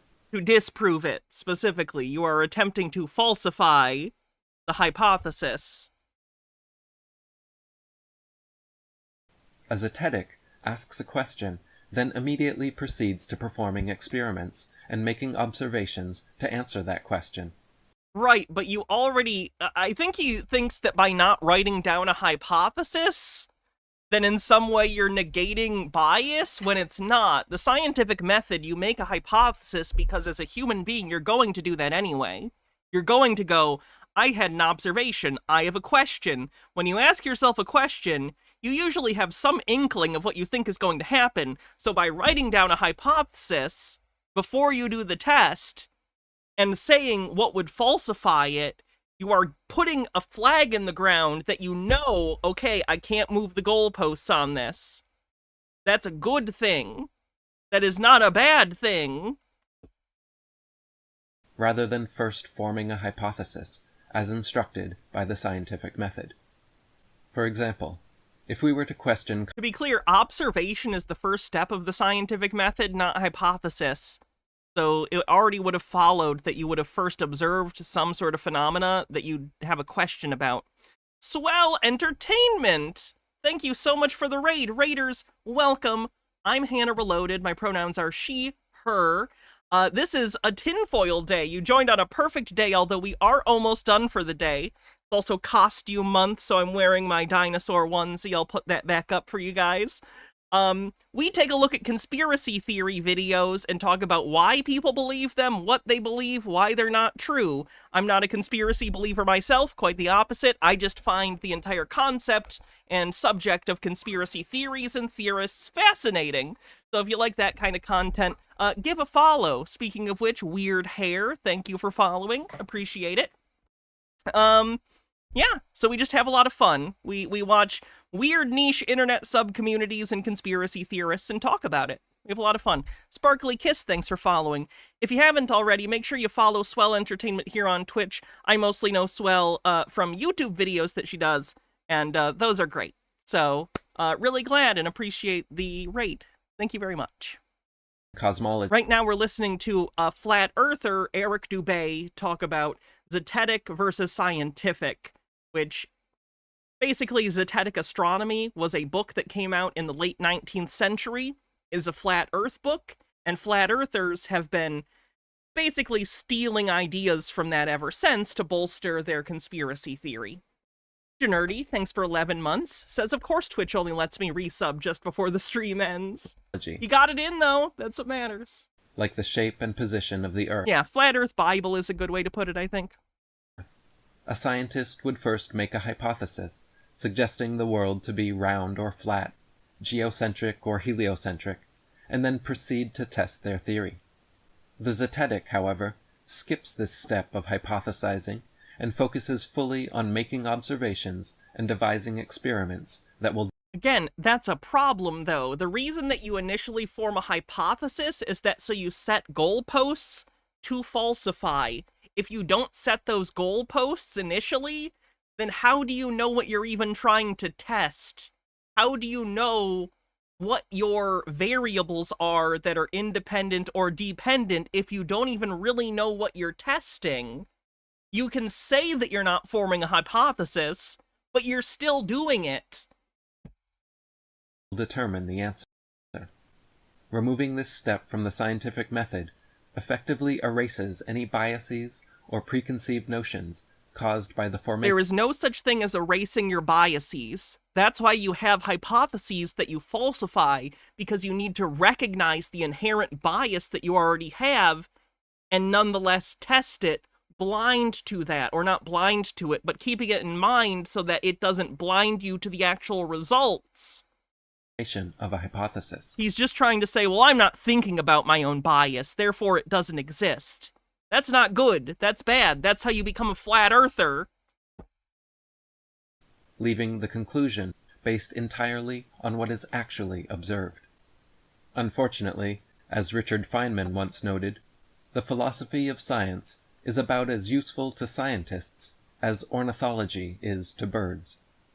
Thus, the Zetetics were scoffed and their findings shunned by the scientific community at large. Their main body in England, called the Universal Zetetic Society, was established by Dr. Samuel Rowbotham and Lady Elizabeth Blunt in 1893, and would later be renamed after its most infamous contention, the International Flat Earth Research Society. Today, the International Flat Earth Research Society still exists, and since 2014 has been administrated by myself, Eric Dubay. I didn't know that. That makes sense. The subject is still scoffed at and shunned by most, but thanks to the internet and a diligent group of modern activists, tens of millions of people around the world now reject the heliocentric globe model. I really hope it's not tens of millions, but in the entire Earth, there's what, 8 billion people? Yeah, it could be in that number. There are unfortunately a lot of flat earthers in the United States. It's become really prevalent on social media. Its peak was around 2017, I think, in terms of finding new people. But I have seen an unfortunate number of flat earth videos where flat earthers are going out and doing man-on-the-street interviews, and they actually run into other flat earthers. Which just statistically to me is like, okay, there's people who believe this stuff around. It's really unfortunate. Social media has poisoned a lot of brains, including my own. I'm wearing a dinosaur outfit on the internet. And identify as flat earthers. So why have Zetetic... Out of curiosity, have I ever read any of his memoirs? I mean, Adventures of a Curious Character? No, do you mean Eric Dubay's? Or are we talking about the guy who did Zetetic Astronomy? Zetetics come to a completely different conclusion from scientists about the shape and position of Earth. Let's undergo Richard Feynman? No. A zetetic examination of the question to find out. If we want to discover for ourselves the position of Earth with relation to everything else in the cosmos, we start with simple observations of the sun, moon, and stars. Our experience of the Earth in relation to these celestial bodies is clear. The Earth feels and appears to be a motionless central foundation over and around which the sun, moon, and stars revolve. Appearances can be deceiving. we share an inertial reference frame with the Earth because we exist upon it. If you are watching this, fun fact, you're on planet Earth, unless you're watching this in the future and somehow my videos have survived, in which case, cool beans, we didn't go extinct yet. That's pretty cool. But if you're watching this, chances are you're on planet Earth. You are part of its inertial reference frame. You don't feel it moving because you're moving with it. Like, for instance, if you're in a maglev train going 300 miles per hour, if that motion is consistent, if there's no acceleration, then you don't feel like you're moving because you are moving at the exact same speed as the carriage that you're in. If you're in a vehicle, for instance, and it's driving a consistent speed, and you throw a ball up in the air, the ball doesn't fly backward, the ball stays up, because it's part of the same inertial reference frame as the car. Same thing on Earth. Just like a big car. Everyone who has ever lived has experienced this common-sense, geocentric perspective and felt themselves to be living on the stationary and immovable foundation known as Earth. Time-lapse photography of star trails shows how all the stars revolve perfect circles around Polaris, the central.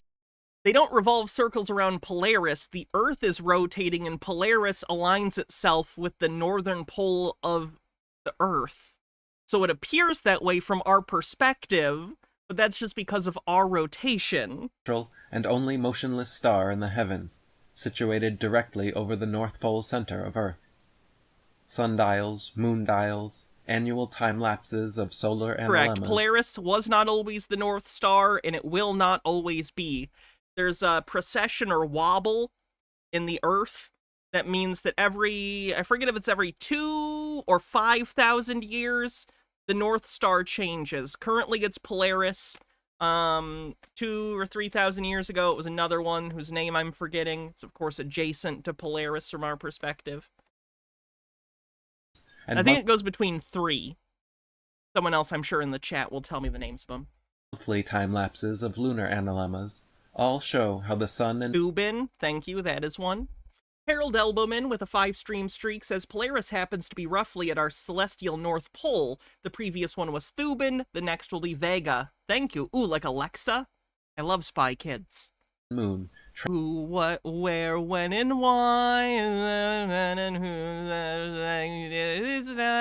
it's time. Travel from tropic to... The hit song by Alexa Vega on the soundtrack for Spy Kids 2, Island of Lost Dreams.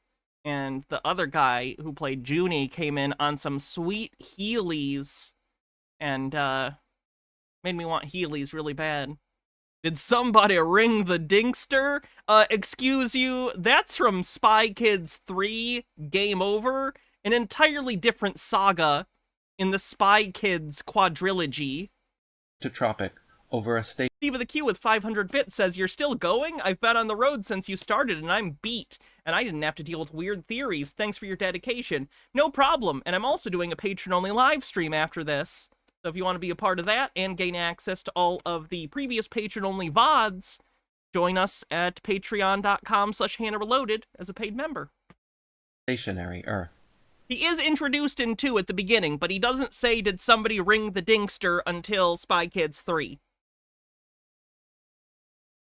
Again, it is common sense and the experience of everyone who has ever lived that the Earth is the motionless foundation over and around which the sun, moon, and stars revolve.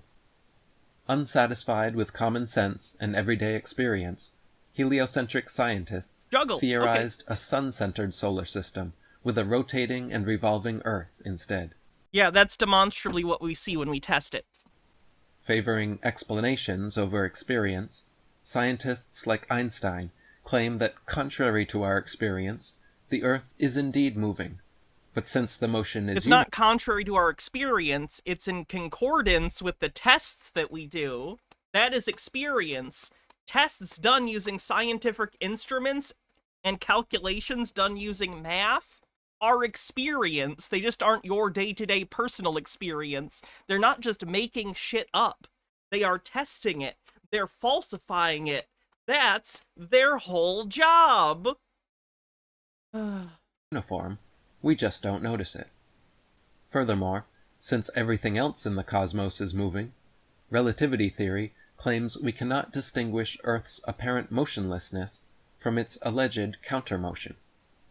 As Einstein's contemporary, cosmologist Fred Hoyle stated, we know that the difference between a heliocentric theory and a geocentric theory is one of relative motion only, and that such a difference has no physical significance. Thus, in one philosophical swoop, the observably motionless foundation under our feet became a moving surface, rotating around its own central axis and revolving around a central sun. Einstein never That's what we observe. performed any experiment to prove Earth's alleged motion, and We've been to space. We can literally see it. instead, he simply asserted it, philosophically, as an explanation. No! Cosmologist George Ellis explains, people need to be aware that there is a range of models that could explain the observations.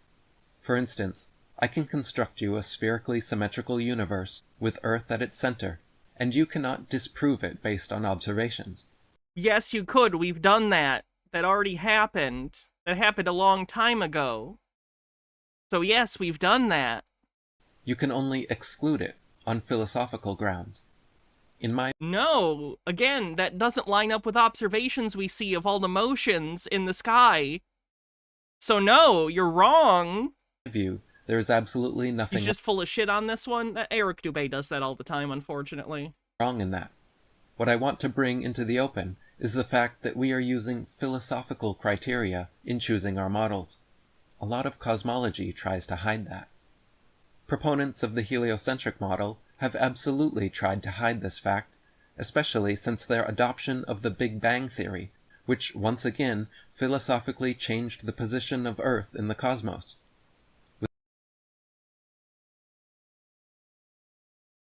Sorry, this one's kind of making my brain hurt.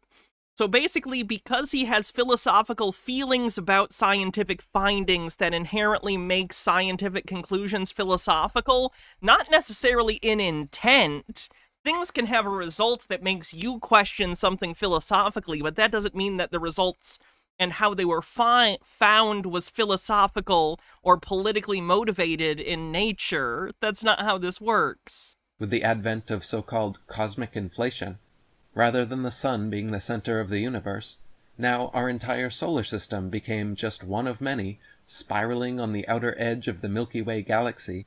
Yes, that's demonstrable. We can see other stars, we can see other galaxies. And still rapidly expanding outwards from a Big Bang billions of years ago. This turned the original heliocentric theory into the current acentric theory, where neither the Earth nor the sun are central. Thus, relativity theory philosophically removed Earth from its observable, still solid foundation. The heliocentric theory spun the Earth in circles, rotating around its axis and revolving around the sun. And then the Big Bang theory sent the entire solar system on a ride through an ever-expanding universe. This is the slippery slope of science.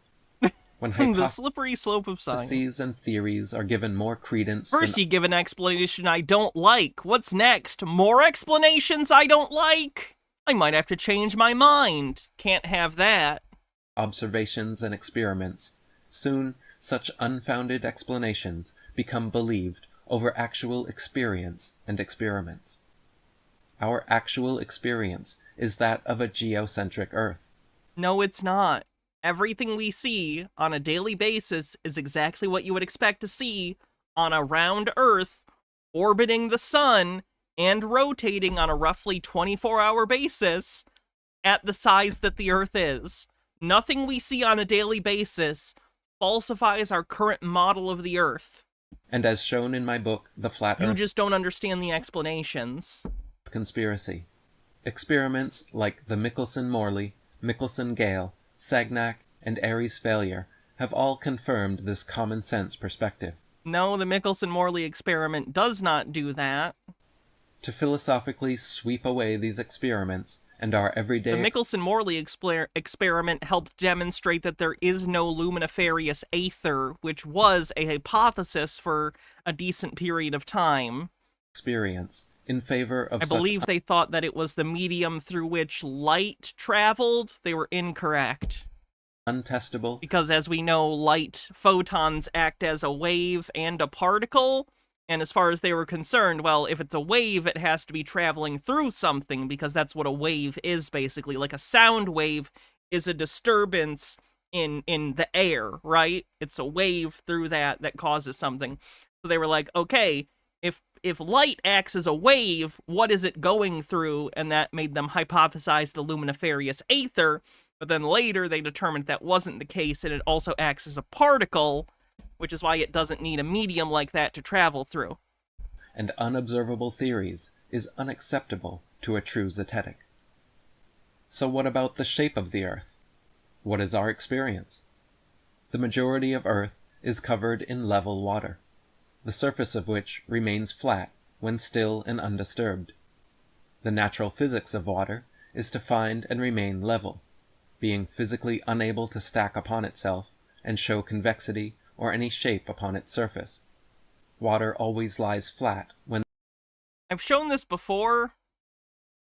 Basketball, super zoomed in.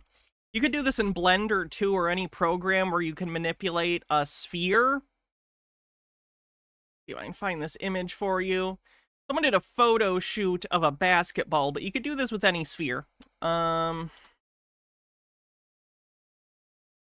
If you take any sphere and zoom in enough, it looks flat. Why can't I find... There it is. So this isn't even zoomed in that far, but the further you zoom in to a sphere, the flatter it looks. The same exists on the Earth. We are very, very tiny compared to the size of the Earth. Like, so infinitesimally small compared to the Earth, it would scare you viscerally to actually understand it on an intrinsic level. So to you, because we're looking at it this close to the surface, we are incredibly close to the surface of the Earth at all times, it's going to look like this, because you're very close to the surface. You have to get much higher in order to actually see the curve, which we do see when people have gone to space, when people launch satellites. Even on Concorde planes, you used to be able to see a slight curve. You just don't see it on a daily basis because we are very close to the Earth, because we're tiny little beans. And still and contained. The horizon... No, Spokane Dog Man. The prophets can get fucked. ...is always perfectly horizontal and rises to the eye level of the observer, remaining flat 360 degrees around, regardless of altitude. When traveling long distances at incredible speeds, jet pilots reach their desired altitude over the Earth, level out, then remain at exactly the same altitude until they climb or descend. Yes, and by maintaining their pitch that controls for the curve of the Earth. As the Earth curves gradually, their nose will dip, but that's just going to appear to them to be maintaining level, right? They don't describe it that way, because it's not really relevant to describe it that way, but when you are holding your level on a plane, you are accounting for the curvature of the Earth. Likewise, the mechanical gyroscope operating their artificial horizon remains perfectly level until the plane climbs or descends, often over thousands of miles. Because the altitude is relative to the curvature. Using zoom cameras while flying in high-altitude planes, the flat horizon can still be seen extending as far as eyes can see and cameras can zoom. Our experience is undeniably that of a level, flat Earth. If your hypothesis was a curving, globular Earth, however, zetetic experience can always take a back seat to preferred scientific explanations. For example, globe Earth apologists will change the very definition of level to suit their needs on a globe, claiming that level... Because when we're talking about different things, words have different meanings based on different contexts. Level, in this case, again, means like perpendicular to the vector of gravity, which is the center of the Earth. So this is level, but it's also curved because its curve is taking account to where the center of gravity is on the sphere.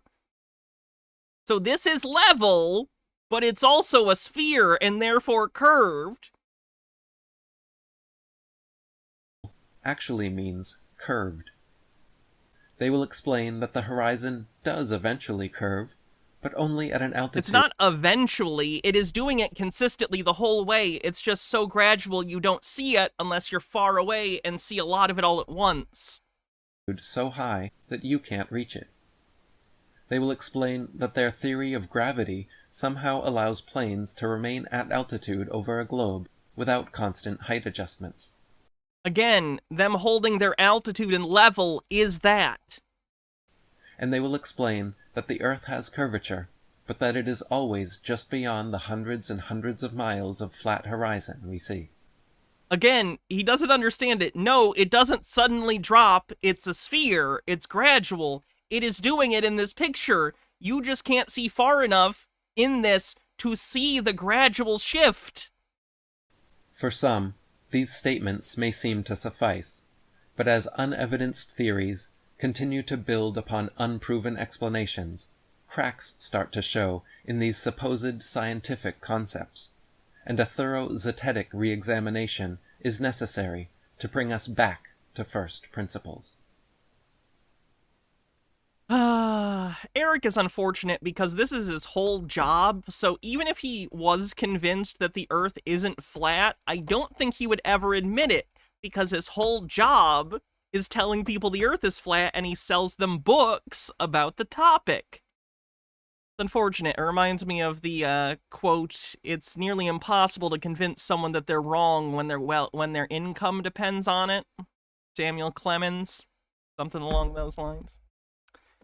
Anyway, thank you everyone for hanging out today. Much appreciated. I always enjoy doing the tinfoil days with y'all. If you're from the raid and you liked what you saw, oh, that one's Upton Sinclair, my bad. I always confuse those two with quotes. Anyway, thank you everyone for hanging out. If you liked what you saw from the raid, consider giving me a follow. I stream almost every day, and we always do interesting stuff. Love you too, Mr. Blast. Let's see who we're going to raid, and then we are going to do the patron-only stream. So I'll probably take 10, 20 minutes to go use the bathroom, get some water, etc. And then check your patron feeds, and we'll do the patron-only live stream for today. We'll also be doing one tomorrow, so if you missed today, don't worry, we're doing another one then. That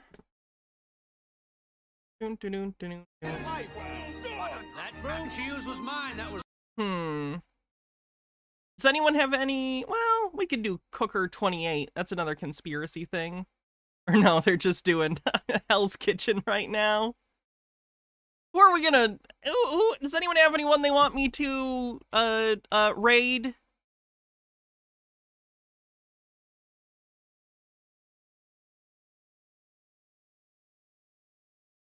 Mooncat?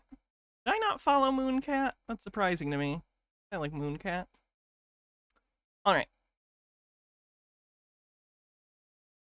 Have a great night, everyone. Oh, yes, we're doing a regular stream tomorrow, too, as well as the Patreon one. So I'll see you tomorrow, regardless of whether you're a Patreon or not.